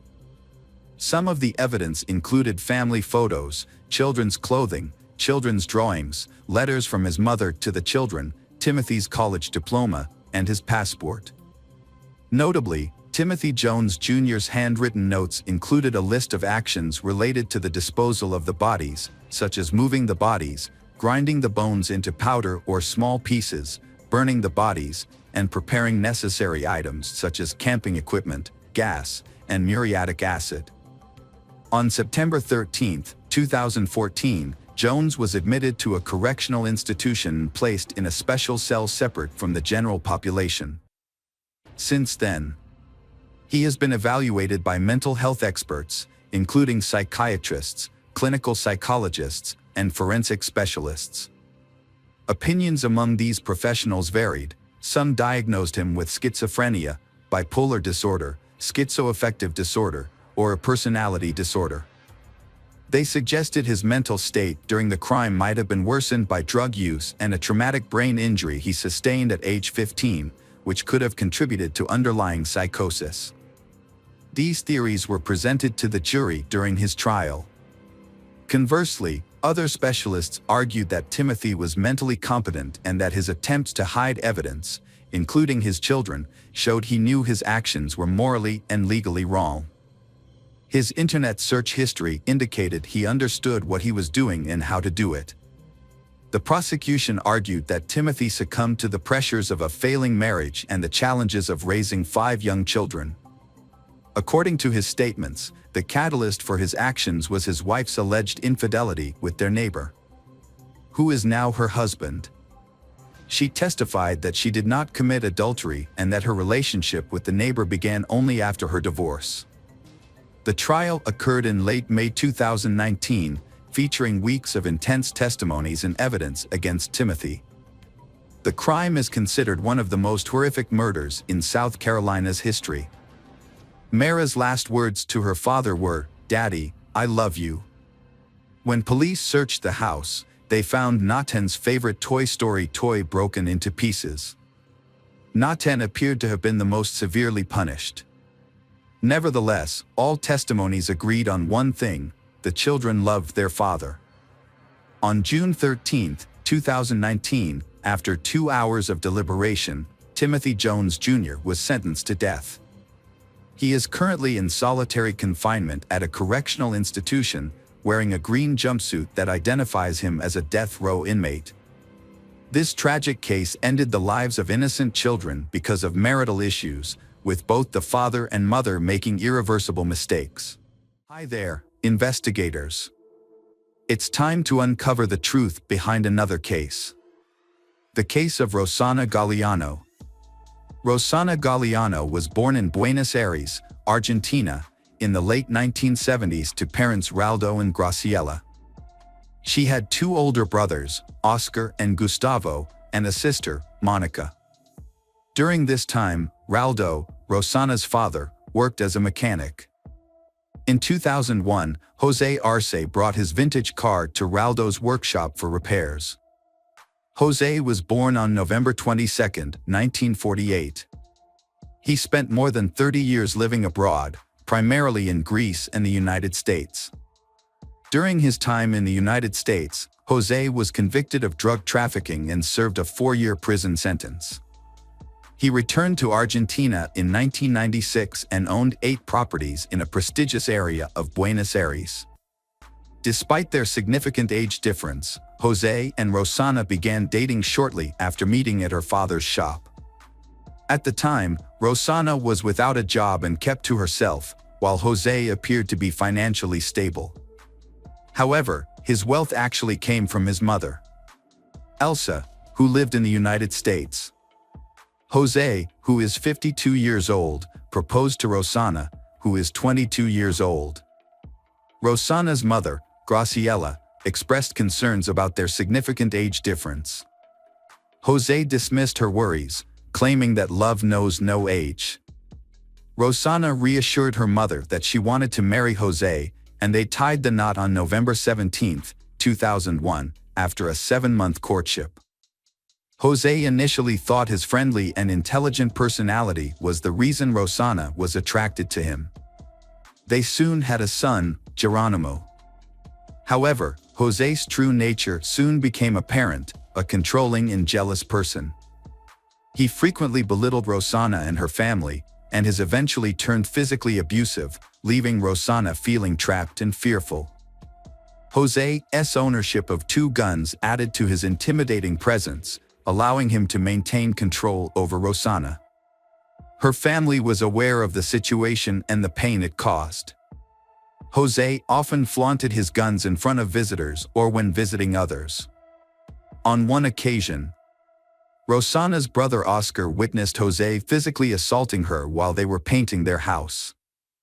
On another occasion, Rosanna's father observed bruises on her back, bruises that she explained were caused by Jose dragging her on the ground. Rosanna and Jose had their second child, but their relationship continued to deteriorate. Jose's hot temper and lack of respect have repeatedly strained their relationship, making it difficult for her to maintain a healthy home for her children despite her best efforts. The situation was further complicated by Jose's mother, Elsa, who would visit from time to time and exert control over their household decisions. By 2006, Rosanna had suffered severe abuse at the hands of Jose and decided to report him to the authorities for domestic violence. A few months later, Rosanna filed a second complaint, this time she requesting a medical examination to document her injuries. Rosanna opened up to her sister Monica about her struggles, and they made a promise to stay connected and be there for each other whenever Rosanna needed assistance. Monica becomes Rosanna's rock, comforting and supporting her emotionally during difficult times. Whenever Rosanna visited Monica's apartment with her children, Jose would often dictate when they had to return home, threatening to harm her. He frequently belittled Rosanna, questioning her ability to be a mother. Ultimately, Rosanna decided to leave Jose and move in with Monica, leaving him to stay in their house alone.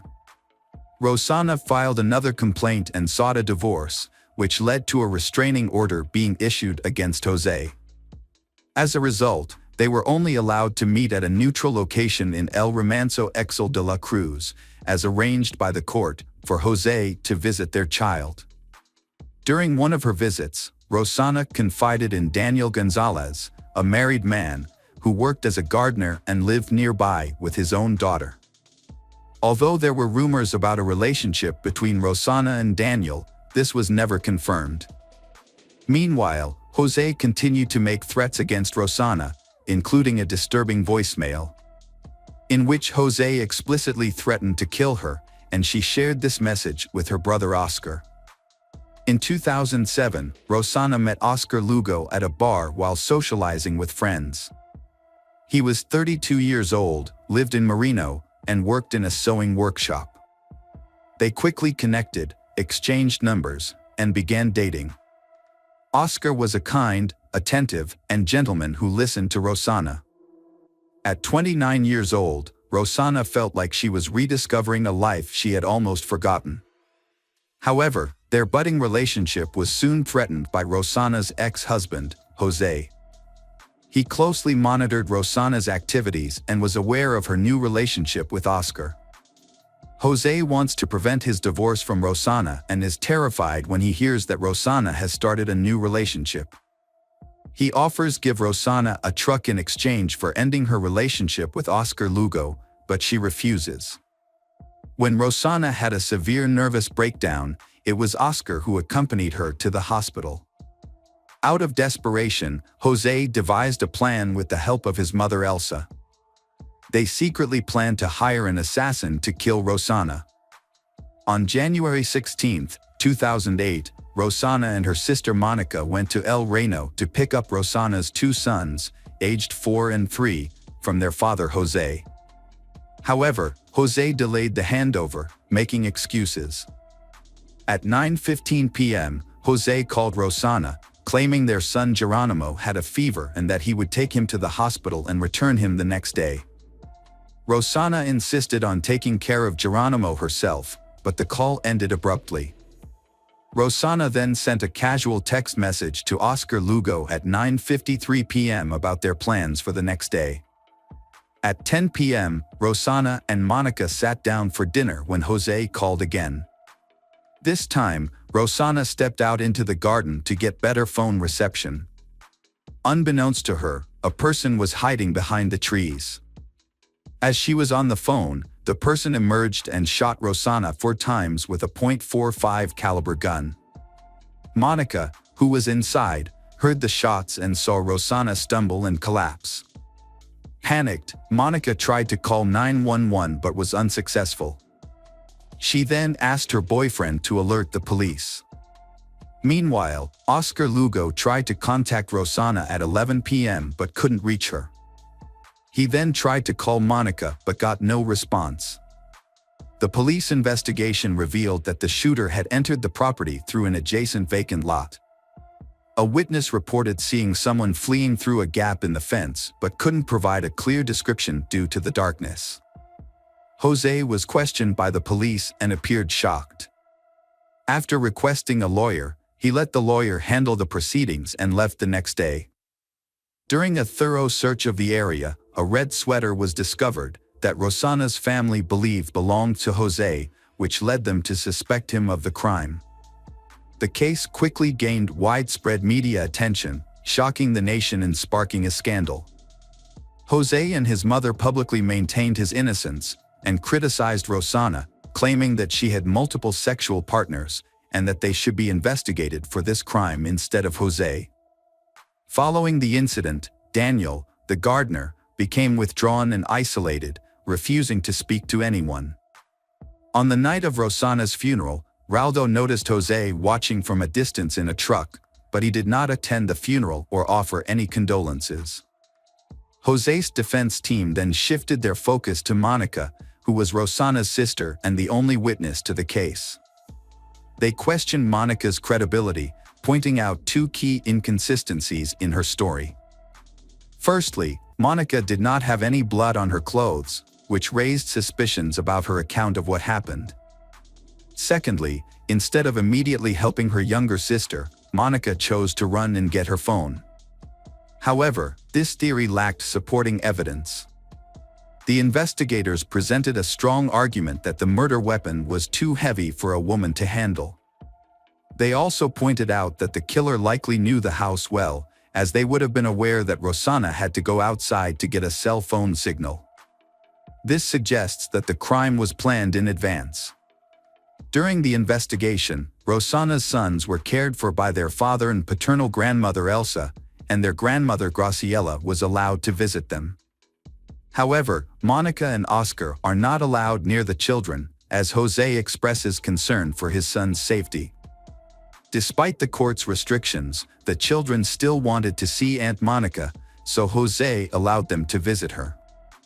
During these visits, Monica took the children to see a psychologist.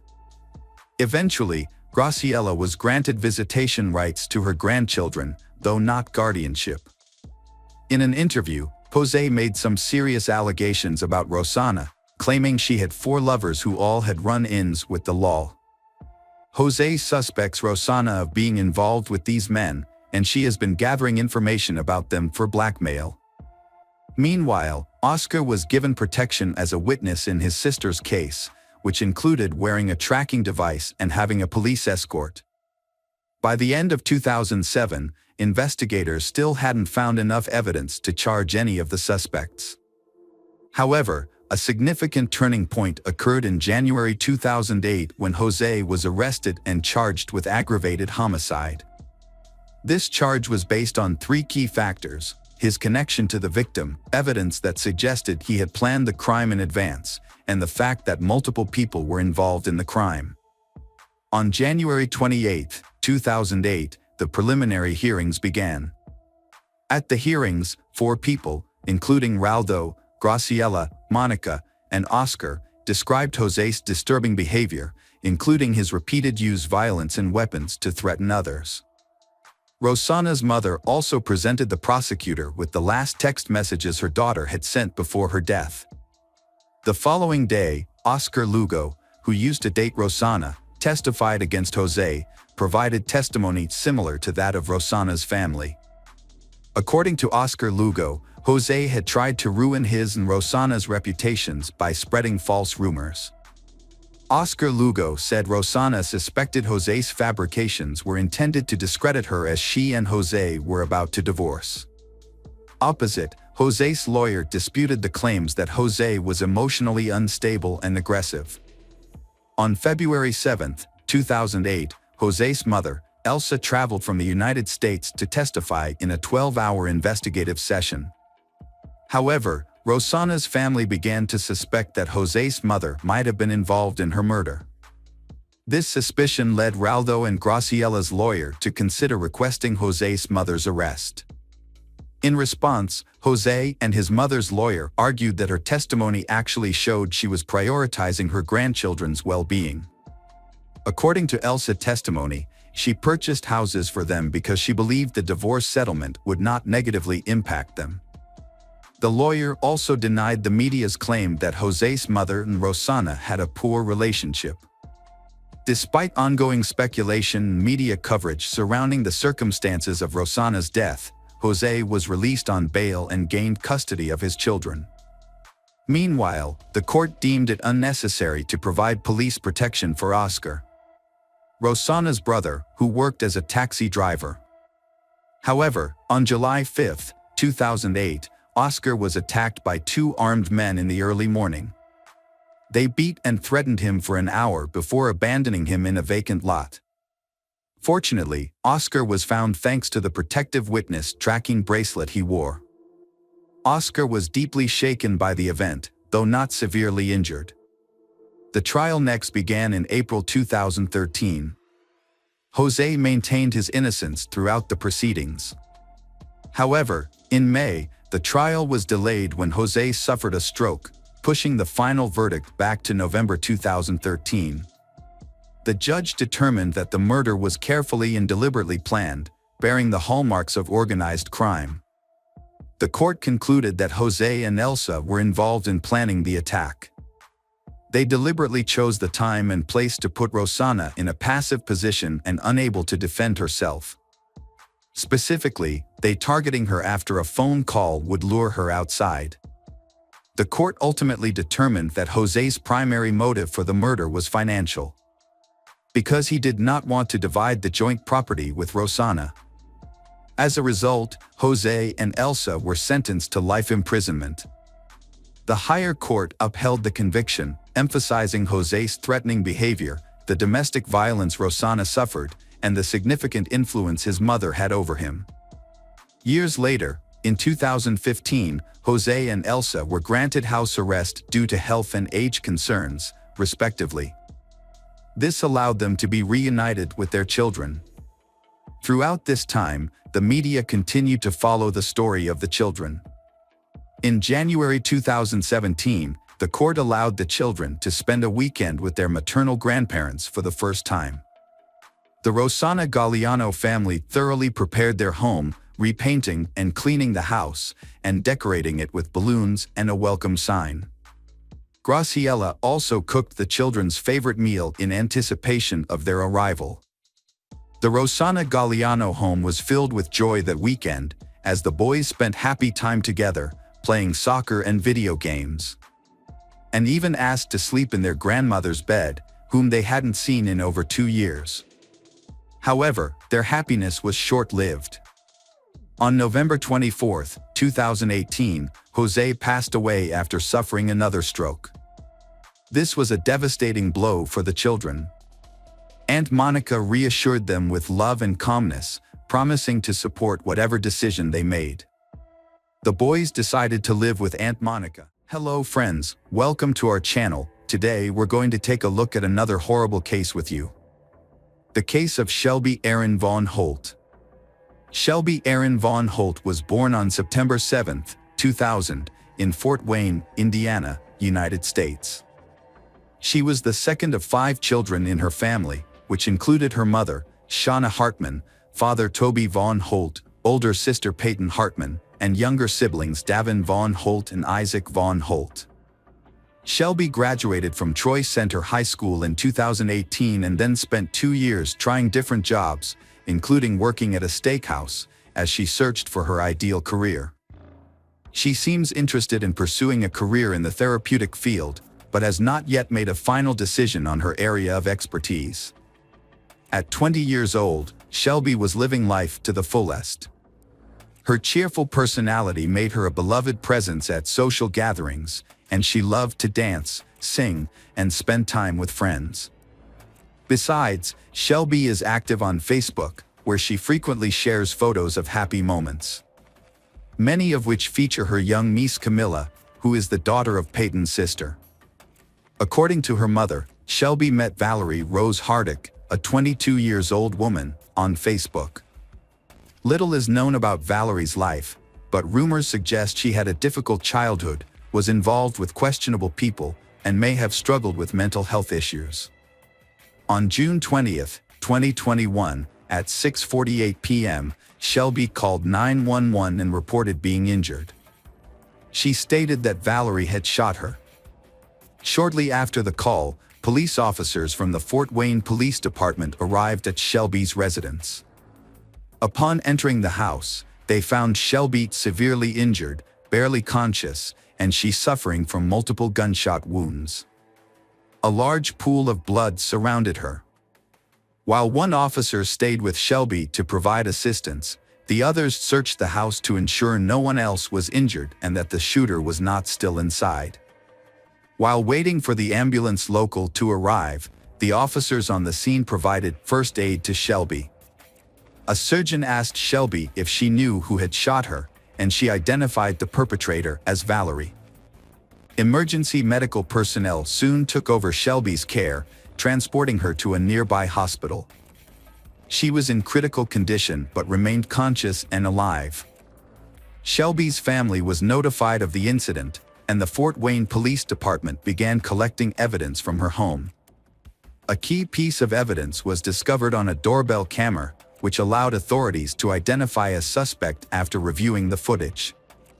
Police are appealing to the public for any information relating to the case. The following day, an unusual incident occurred in Ohio, about 50 kilometers away.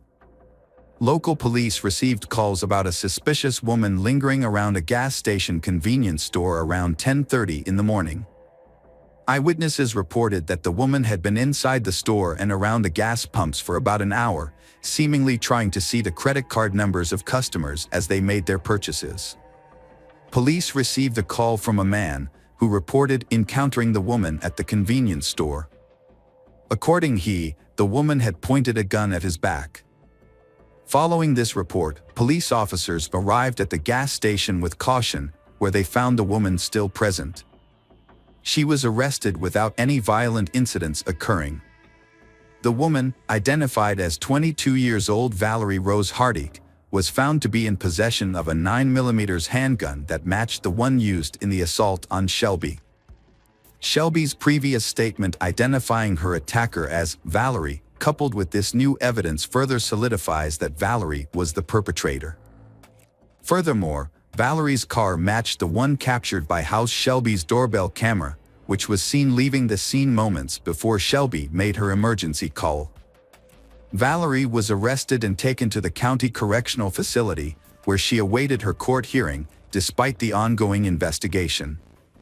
At the same time, Shelby was fighting for her life after being shot with a 9mm gun. Shelby suffered severe injuries to her chest and abdomen. To help her recover, doctors put her in a medically induced coma and did everything they could to save her. Unfortunately, 3 days after the violent attack on June 22, 2021, Shelby's body could not recover from the injuries, and she passed away. According to Shelby's mother, her daughter died after undergoing 4 complex surgeries on her abdomen that were unsuccessful. Shelby also received 20 blood transfusions, but her medical outlook was always poor. Even if she had survived, doctors believed that Shelby would have needed to have her legs amputated. Many questions remain about what motivated Valerie, a 22-year-old woman, to kill Shelby in such a brutal manner. Investigators suggested that jealousy was the motive. It was alleged that Shelby was in a relationship with a man to whom Valerie had strong feelings. Valerie was arrested and charged with 2 separate crimes: criminal assault and making aggravated threats. In the initial case, she was held in Ohio on $100,000 bail for allegedly threatening someone with a gun at a gas station. Later, she was transferred to Allen County to face murder charges in connection with the death of Shelby. A private funeral ceremony was held for Shelby on June 29, 2021, and her remains were cremated afterward. As the murder trial progressed, Valerie Rose Hardick entered a plea agreement in early 2022. She pleaded guilty to murdering Shelby, attributing her actions to mental illness. A sentencing hearing is then set for September 2022 in Allen County Superior Court. During the hearing, Valerie pleaded guilty but mentally ill, as agreed upon in the plea deal. Her defense attorney presented mitigating circumstances, including her difficult childhood, affected by the loss of his stepmother, abuse by his half-brother, and mental health problems. Prosecutors stressed that jealousy was the insignificant motive behind Valerie's decision to kill Shelby. They also highlighted Valerie's extensive criminal history, which had worsened over time. Notably, Valerie was on probation and part of an alternative program due to prior charges when she murdered Shelby. During the hearing, Valerie exhibited unpredictable behavior, appearing composed and aware at times, while at other moments she seemed anxious, distracted, and even smiled at Shelby's family. However, she answered the court's questions accurately. However, Valerie never expressed remorse or apologized to Shelby's family. Shelby's parents were extremely sad and desperate because of the loss of their beloved child. Shelby's father recalled that his daughter had a strong affection for symbols that represented peace. He stated that Valerie seemed to take pride in admitting to the murder, showing no remorse for her crime. He also questioned whether jealousy was the only reason for the killing, he believing there must be more to the story. He vowed to continue seeking answers about the tragedy. He also expressed concern for Valerie's children, who would undoubtedly suffer as a result of their mother's actions. Shelby's father shared that he had forgiven Valerie to find peace of mind, inspired by his faith in God. He was confident that Shelby was with God and expressed his deep love for her. Shelby's mother, Shauna, remembers her daughter as a kind and thoughtful person who always went out of her way to help friends, no matter the distance. Shauna is haunted by memories of her dead daughter and struggles with guilt and helplessness for not being able to keep her safe. Shauna acknowledged Shelby's bravery in naming her attacker twice and continuing to fight for her life after the assault. Shauna described Shelby's severe injuries, including a racing heart that her body couldn't sustain. Despite incurring nearly $500,000 in medical expenses, Shauna didn't seek compensation, as these were waived upon Shelby's death. The funeral expenses were around $115,000, but Shauna didn't want any money from Valerie. Shelby's mother, Shauna, fought back tears as she shared that all she had left were memories of her daughter. She expressed a wish to trade places with her child, revealing that the pain of her loss was so overwhelming on some days that she couldn't even get out of bed. The court had heard from the lawyers and Shelby's family, and now it was waiting for the judge's decision. Under Indiana law, the possible sentence ranged from 45 to 65 years, with an average of 55 years. Valerie's defense team asked for the minimum sentence, pointing out various factors that they believed should be taken into consideration. In contrast, the prosecution argued for the maximum sentence. Before making his decision, the judge stated that it was clear the murder was planned and that Valerie knew exactly what she was doing when she committed the crime, as evidenced by her attempt to flee to Ohio. The judge acknowledged that Valerie had faced significant difficulty in her life, including inadequate education, personal trauma, and mental health issues. Despite having a traumatic past, it was not accepted as a justification for her behavior.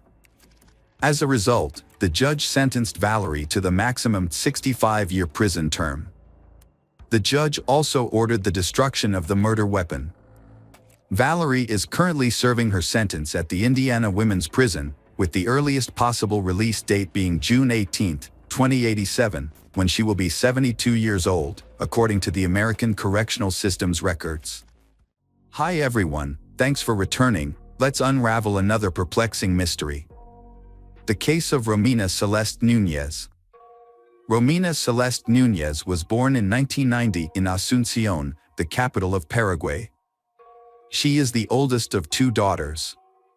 After her parents' divorce at a young age, her mother, Miriam Rodriguez, single-handedly raised the girls. Her Despite her ex-husband's lack of financial support and interest in their daughters, Miriam worked several jobs to support her family financially. When she was still a schoolgirl, Romina got a job in order to help her mother and younger sister. At 17, she began a dating relationship with a man named Christopher. He pursues her romantically and they make plans for the future together. When Romina discovered she was pregnant, she informed Christopher. Rather than being supportive, he gave her a difficult choice. She had to decide between ending the pregnancy or breaking up with him.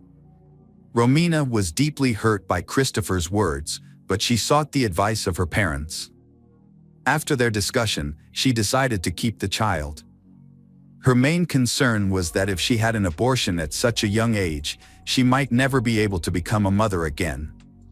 Romina felt she had no other choice. Her lover, Christopher, ended all contact with Romina, never showing any interest in her or their child's future. At 18 years old, Romina gave birth to a son named Lucas. However, the arrival of the baby made their already difficult financial situation even worse. Money was scarce, and Romina's mother had to support both her daughter and her grandson. Desperate to improve their situation, Romina moved to Spain, hoping to find better job opportunities. However, in Paraguay, she struggled to find a decent job with good pay. She then reached out to her maternal aunt, who lived in Spain, and the aunt invited Romina to join her. Romina's aunt reassured her that settling in Europe, particularly in Spain, would be easier and offered more opportunities. Romina made a quick decision and packed her essentials. She bought a plane ticket to Spain and set off, leaving her 2-year-old son with her mother and younger sister temporarily. She planned to reunite with her son once she found a new home and a stable job. In the late summer of 2010, Romina flew to Madrid and then traveled to the nearby town of Alcobendas, where her aunt took her in. Romina quickly started looking for work and was lucky. She landed a job as a hotel administrator, earning a decent salary. She sent some of the money back home and used the rest to rent her own apartment, not wanting to be a burden to her relatives. It wasn't long before Romina met a man named Javier, with whom she had a passionate romance. Javier was also an immigrant, having left El Salvador a few years prior in search of a better life. He worked in construction and seemed like a good partner. Romina's situation became complicated when she became pregnant. Despite this, she and Javier tried to make their relationship work. However, after the birth of their son, they eventually broke up. The breakup left Romina in a difficult position as a single parent in a foreign country with no clear direction. Romina's aunt provided temporary support by letting her stay with her. A few months later, when her son was around 6 months old, she went back to work due to financial necessity. However, her life took another turn for the worse.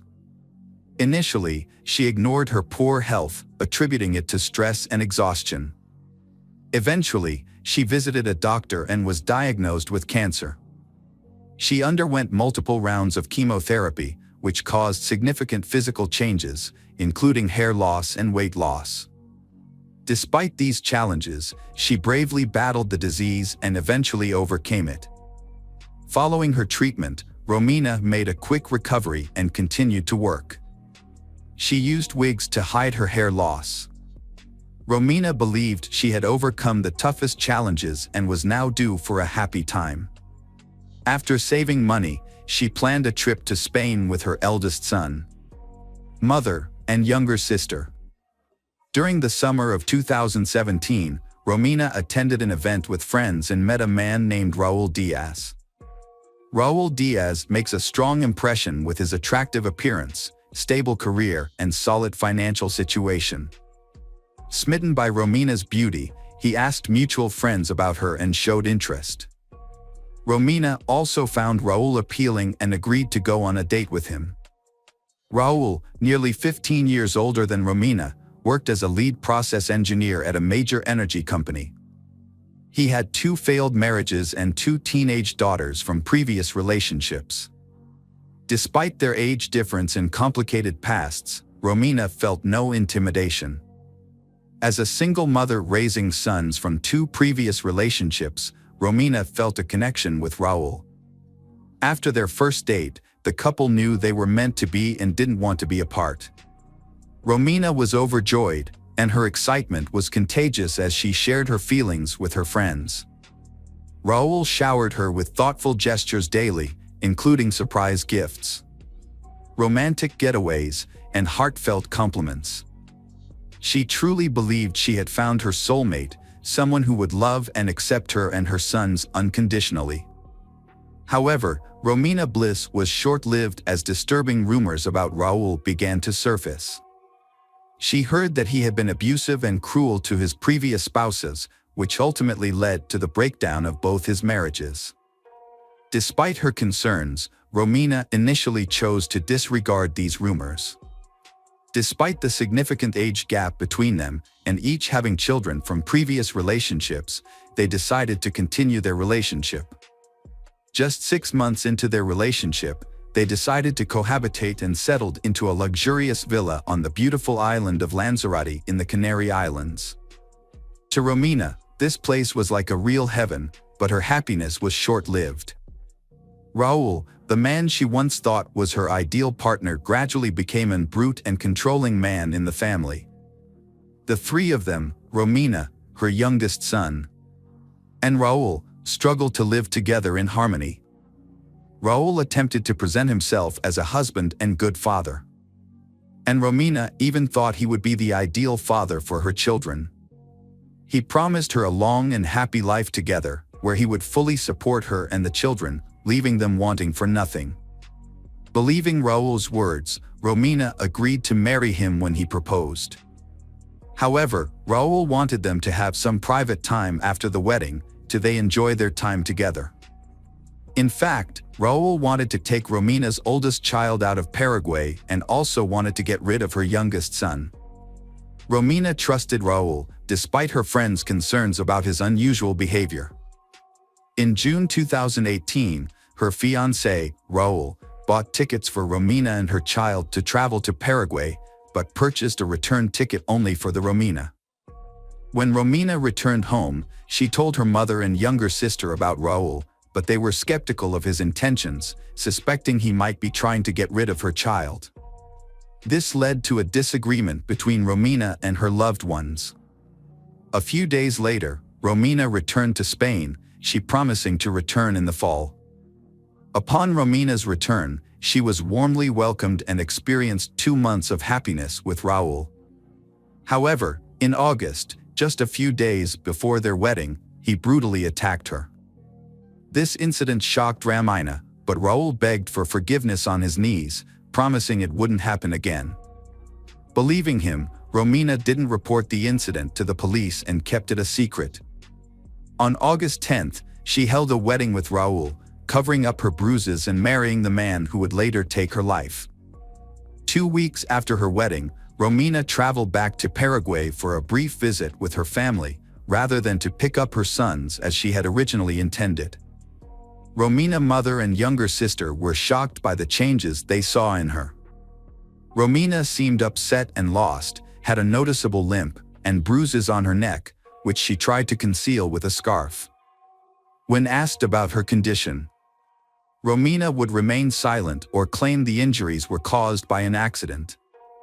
Romina told her family that her husband suggested the visit, as she had not seen her children in a while and missed them dearly. Her mother, Miriam, even praised her son-in-law for his kindness. However, Miriam still sensed something was wrong and was concerned about her daughter's unhappiness.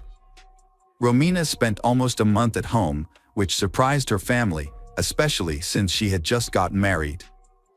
Eventually, in mid-September, she secretly borrowed money from relatives for a return ticket to Spain. This was because her husband refused to pay for her trip back. This should have been a warning, but Romina still held on to the hope that her marriage would ultimately be happy. Romina's mother, younger sister, and 2 sons last saw her at the airport on September 17th. After returning to her husband, Romina's life gradually turned into a nightmare. It was eventually revealed that her husband, Raul, was addicted to drugs and no longer hid his addiction from her. While under the influence, he became violent and tortured her. Although Raul repeatedly abused Romina, whenever she tried to leave him, he would make promises to change and vow that the abuse would not happen again. After each incident, there will be a brief period of peace, during which Raul will show affection, where Raul would show affection, give gifts, and plan romantic dates. However, over time, these lulls became shorter, and the episodes of violence occurred more often. Just before the new year, Romina confided in her best friend about her fear of Raul, believing he might one day kill her. On December 29th, Raul severely beat Romina, forcing her to seek medical attention. Hospital staff suspected something was wrong and wanted to report the matter to the police. However, Raul intervened, claiming Romina had injured herself and denying any wrongdoing. Romina then refused hospitalization, choosing to go home instead. On January 1st, 2019, Miriam, Romina's mother, attempted to reach her daughter by phone multiple times, but Romina didn't answer. Concerned, Miriam then called her daughter's spouse, Raul, but he didn't answer either. After several days of not hearing from her daughter, Miriam sent a message to Raul stating that she was going to report this to the police if she didn't get any feedback. Raul immediately responded by calling Miriam back and explaining that he and Romina had an argument on December 31st. Following the argument, Romina packed her belongings and left him. Raul assured Miriam that Romina was just upset and would return once she cooled down, as she had done before, in similar situations. However, Miriam was not convinced by Raul's explanation and suspected that something may have happened to her daughter. She insisted that Raul go to the police to report the situation. Raul did not report his wife's disappearance until January 8th, and only did so because her relatives pressured him to take action. However, his story was different this time. He claimed his wife had taken his money after they quarreled and might have traveled to Paraguay to visit their children. Raul's testimony was inconsistent and contradictory, fueling further questions and doubts. As a result, law enforcement took a closer look at Raul and the couple's life. After interviewing friends and relatives, they uncovered signs of a troubled marriage. Romina had confided in loved ones about Raul's abusive behavior. Others had noticed bruises and injuries on her body, leading them to suspect that something more serious was going on. Raul was placed under secret surveillance, and his phone calls were tapped. Despite this, he seemed to know that he was being watched and was extremely cautious for a long time. The investigation continued, and investigators soon discovered a crucial piece of information. On December 29th, Romina was taken to the hospital with severe signs of beatings, but her husband forbade her from reporting the incident to the police. This incident did not happen just once, as Romina had reported domestic violence a few months ago, but she withdrew the report the next day. Raul eventually let his guard down during a phone conversation with a police officer who was a relative. In this conversation, he claimed that his wife was no longer alive and that her body would never be found. This is an important lead in the case, and Raul was arrested as the main suspect. He was then taken in for interrogation. During questioning, Raul claiming that on New Year's Eve, Romina had become intoxicated and demanded that he move her children into their home immediately. When he refused, Romina became aggressive, throwing objects at him and starting a fight. Raul claimed that he left the house to calm down, but returned a couple of hours, later to find Romina unresponsive in the bathtub. Raul claimed Romina died from suffocation due to being heavily intoxicated, but he was afraid of being suspected of being her killer. As a result, Raul attempted to conceal the evidence and decided to remove all traces and then report her disappearance. However, everyone was amazed at the way he handled the body. Raul claimed that he burned Romina's body in a barbecue area located in a private courtyard of their upscale residential complex. He believed the private location would prevent neighbors from seeing or smelling the burning body. Unfortunately for Raul, a barbecue is not an efficient tool for burning a body, and the remains were still intact after a few hours. He then took out the remains, dismembered the body, packed them in bags, and rented a car a couple of days later. Raul drove to a remote, deserted area on the island and threw the dismembered body into the sea from a rocky point. Authorities searched the shoreline for weeks, scouring the areas where Raul claimed he had disposed of the remains. Divers were also involved in searching the ocean floor. Tragically, despite massive search efforts involving numerous volunteers, no body fragments were recovered. The case continued unfolding, with Raul eventually being formally charged with domestic violence and murder on January 16. Following a thorough search of Raul's home using specialized equipment and luminol, investigators discovered multiple traces of washed-up blood in various rooms. The investigation also revealed that Raul had bought caustic soda on the internet, a strong chemical often used to dissolve and remove organic substances and old paint. In a room on the second level, further evidence was uncovered. The man had attempted to clean a bloody stain on the floor, but in doing so, he damaged the flooring and decided to paint over the area. According to the investigation, this room is where Raul chopped his wife into pieces.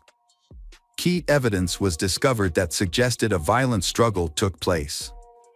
A broken piece of Romina's fingernail with blood and a layer of skin from Raul were found on the floor, indicating she was still alive and resisting when the attack occurred. Additionally, in the bathroom, Romina's contact lens was discovered stuck to a tile on the wall, possibly dislodged from a forceful blow to her face. Despite their exhaustive search, investigators initially failed to find Romina the body. However, the police station received a call from a tourist who reported a suspicious object on the beach, a piece of lung tissue that could have belonged to either a human or an animal. In late February, forensic analysis confirmed that the lung tissue belonged to Romina. Throughout the investigation, Raul maintained his innocence, sticking to his claim that Romina had unintentionally drowned in the bathtub due to intoxication. Notwithstanding evidence of a violent struggle found in the house, Raul insisted he did not use any tools or objects to dismember her body. Raul's claim of trying to burn his wife's body completely on a barbecue was untrue. There were several reasons why this could not have happened. Firstly, it would have been impossible for him to place his wife Romina's body on the barbecue in his yard. Secondly, even if he had been able to, the prolonged exposure to the fire would not have made the bones fragile enough for them to fall apart on their own without any tools.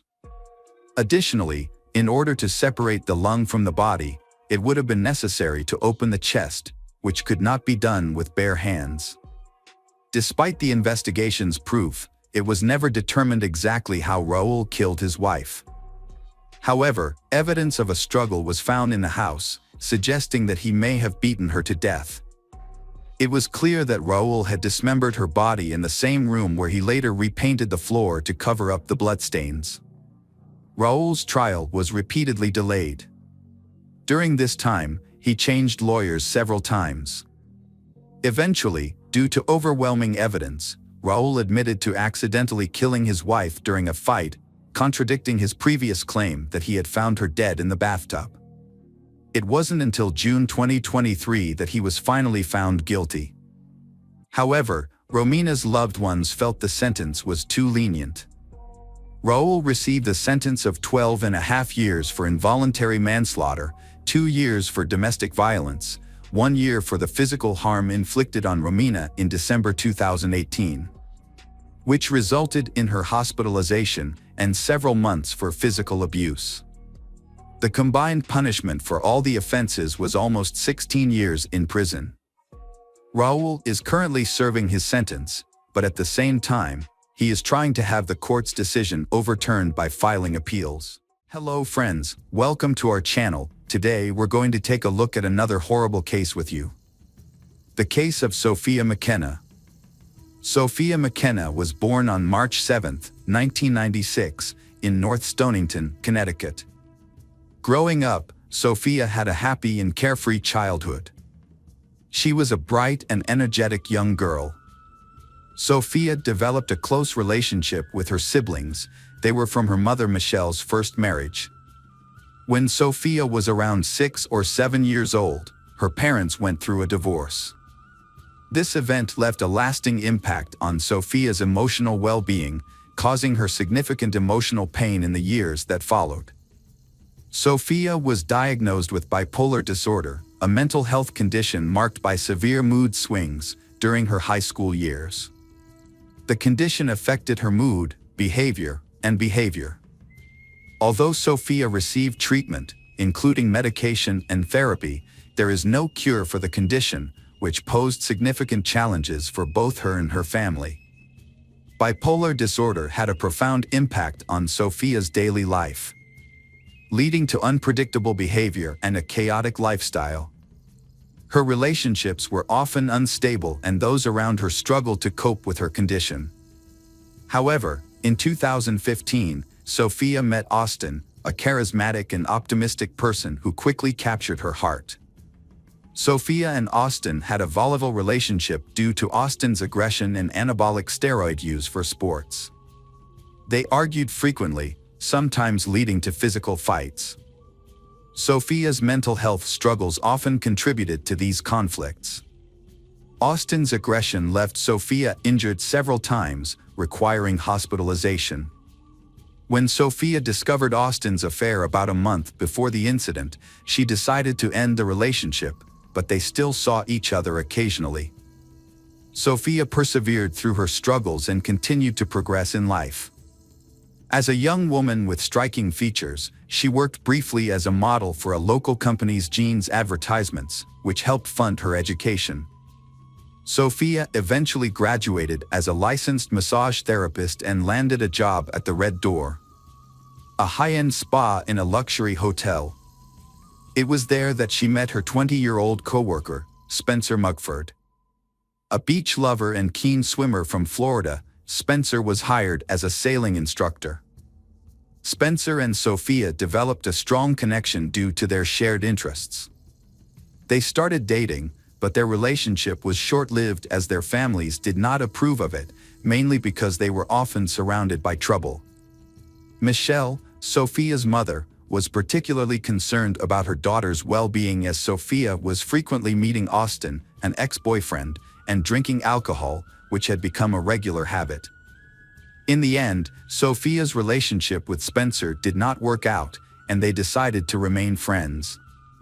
The exact reason for their breakup is unclear, but it seems Sophia may have reunited with Austin. Despite this, Sophia and Spencer continued to spend a lot of time together, both at work and outside of work. Spencer and Sophia had always been intrigued by the mysterious lighthouse and decided to visit it on the eve of Memorial Day. Their trip, however, ended in an unexplained event. On June 8, 2018, a commercial fishing vessel near the Long Island Strait made a disturbing discovery. The crew spotted something unusual in the water, and upon closer inspection, it turned out to be a corpse. The fishermen quickly alerted the Coast Guard, who then notified the police. When the police arrived, they recovered the body of a young man from the shoreline and observed unexplained bruises and abrasions on the body. The deceased was later identified as Spencer Mugford, who, along with his girlfriend, Sophia McKenna, had been reported missing just a few days earlier. To understand what led to Spencer's death, his body underwent an autopsy. The results confirmed that Spencer had drowned, and experts did not find any signs of violence or assault. However, some details from the autopsy were kept undisclosed. In the same week that Spencer and Sophia went missing, 2 other men went missing in the same area. Their bodies were later discovered, and like Spencer, they had drowned.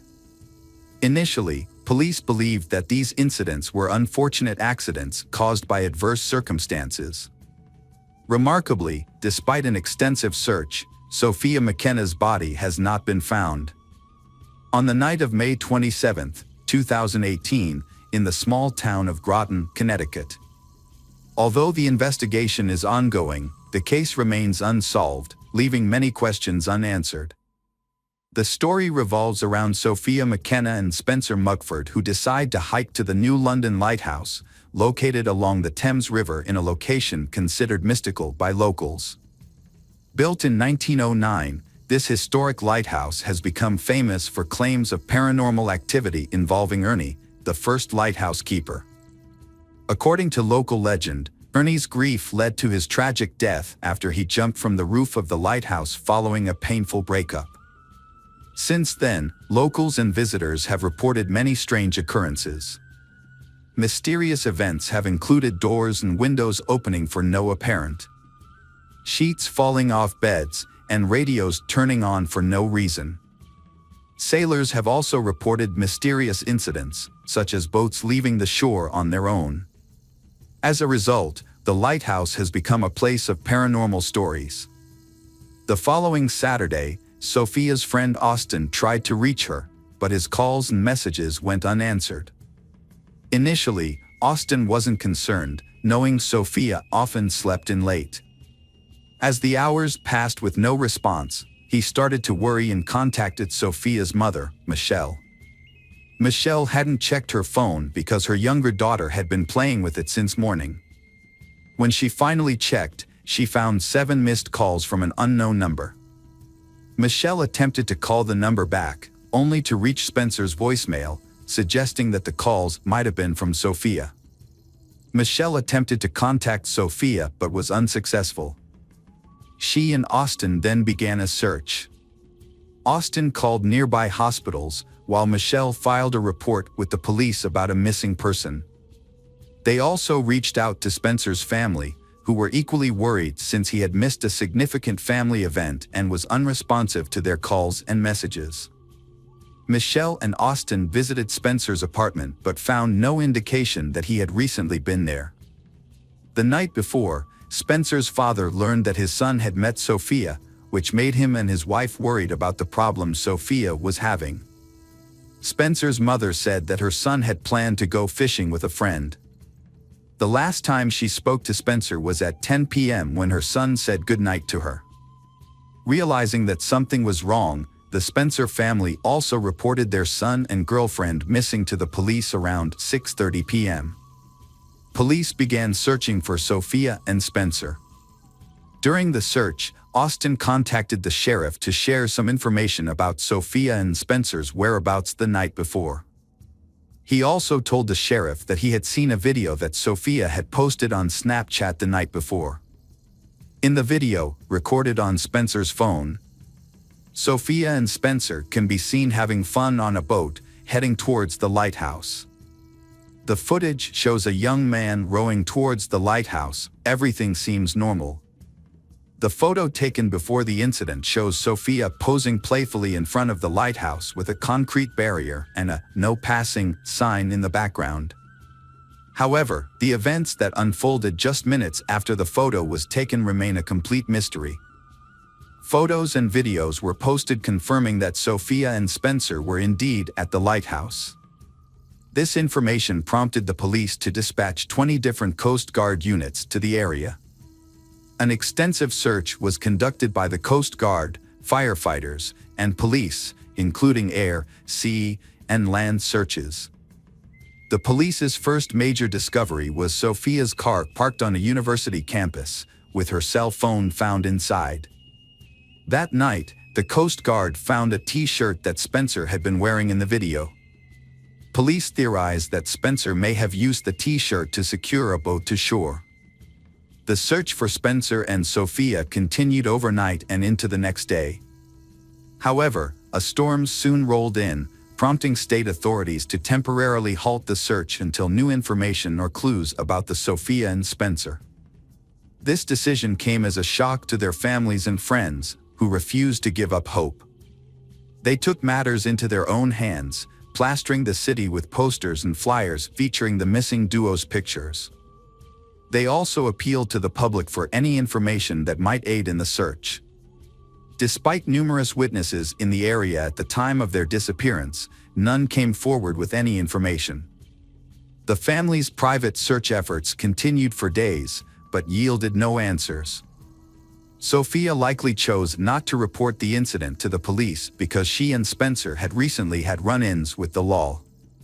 Just days before, Spencer had been arrested for drunk driving, and Sophia had been charged with aggressive behavior. As a result, Sophia may have decided that it would be safer to seek help from her mother rather than seek police intervention. It is also possible that Sophia was in a state of panic and was not thinking clearly at the time. Without more information about her situation, it is difficult to say for sure why she made this decision. Police tried to piece together events on May 26, 2018. Memorial Day was coming up. Sophia was not working that day, but Spencer agreed to cover a coworker's shift from 7 a.m. to 7 p.m. After work, the pair planned to meet up and attend the city's Lantern Festival together. Their plan was to spend the remainder of the day together, including a visit to a local lighthouse known for paranormal activity, which they were eager to experience. However, what happened after Spencer's shift is unclear. There is no information on who they met or where they went, and it is unknown if they had been drinking. It is known that Sophia's car was parked on the University of Connecticut campus around 2 a.m. Sophia left her cell phone in the car, possibly due to forgetfulness.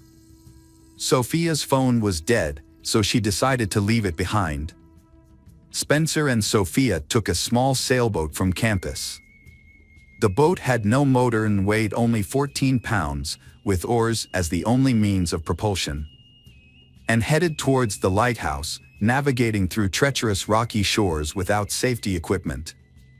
That was all the information police had that night. On Monday evening, a police search helicopter spotted a white and blue sailboat stuck in the rocks about 7 miles west of the lighthouse. The boat was covered in dust, indicating it had been there for some time. Although it has not been confirmed, police believe the sailboat may be the one Spencer and Sophia took from campus.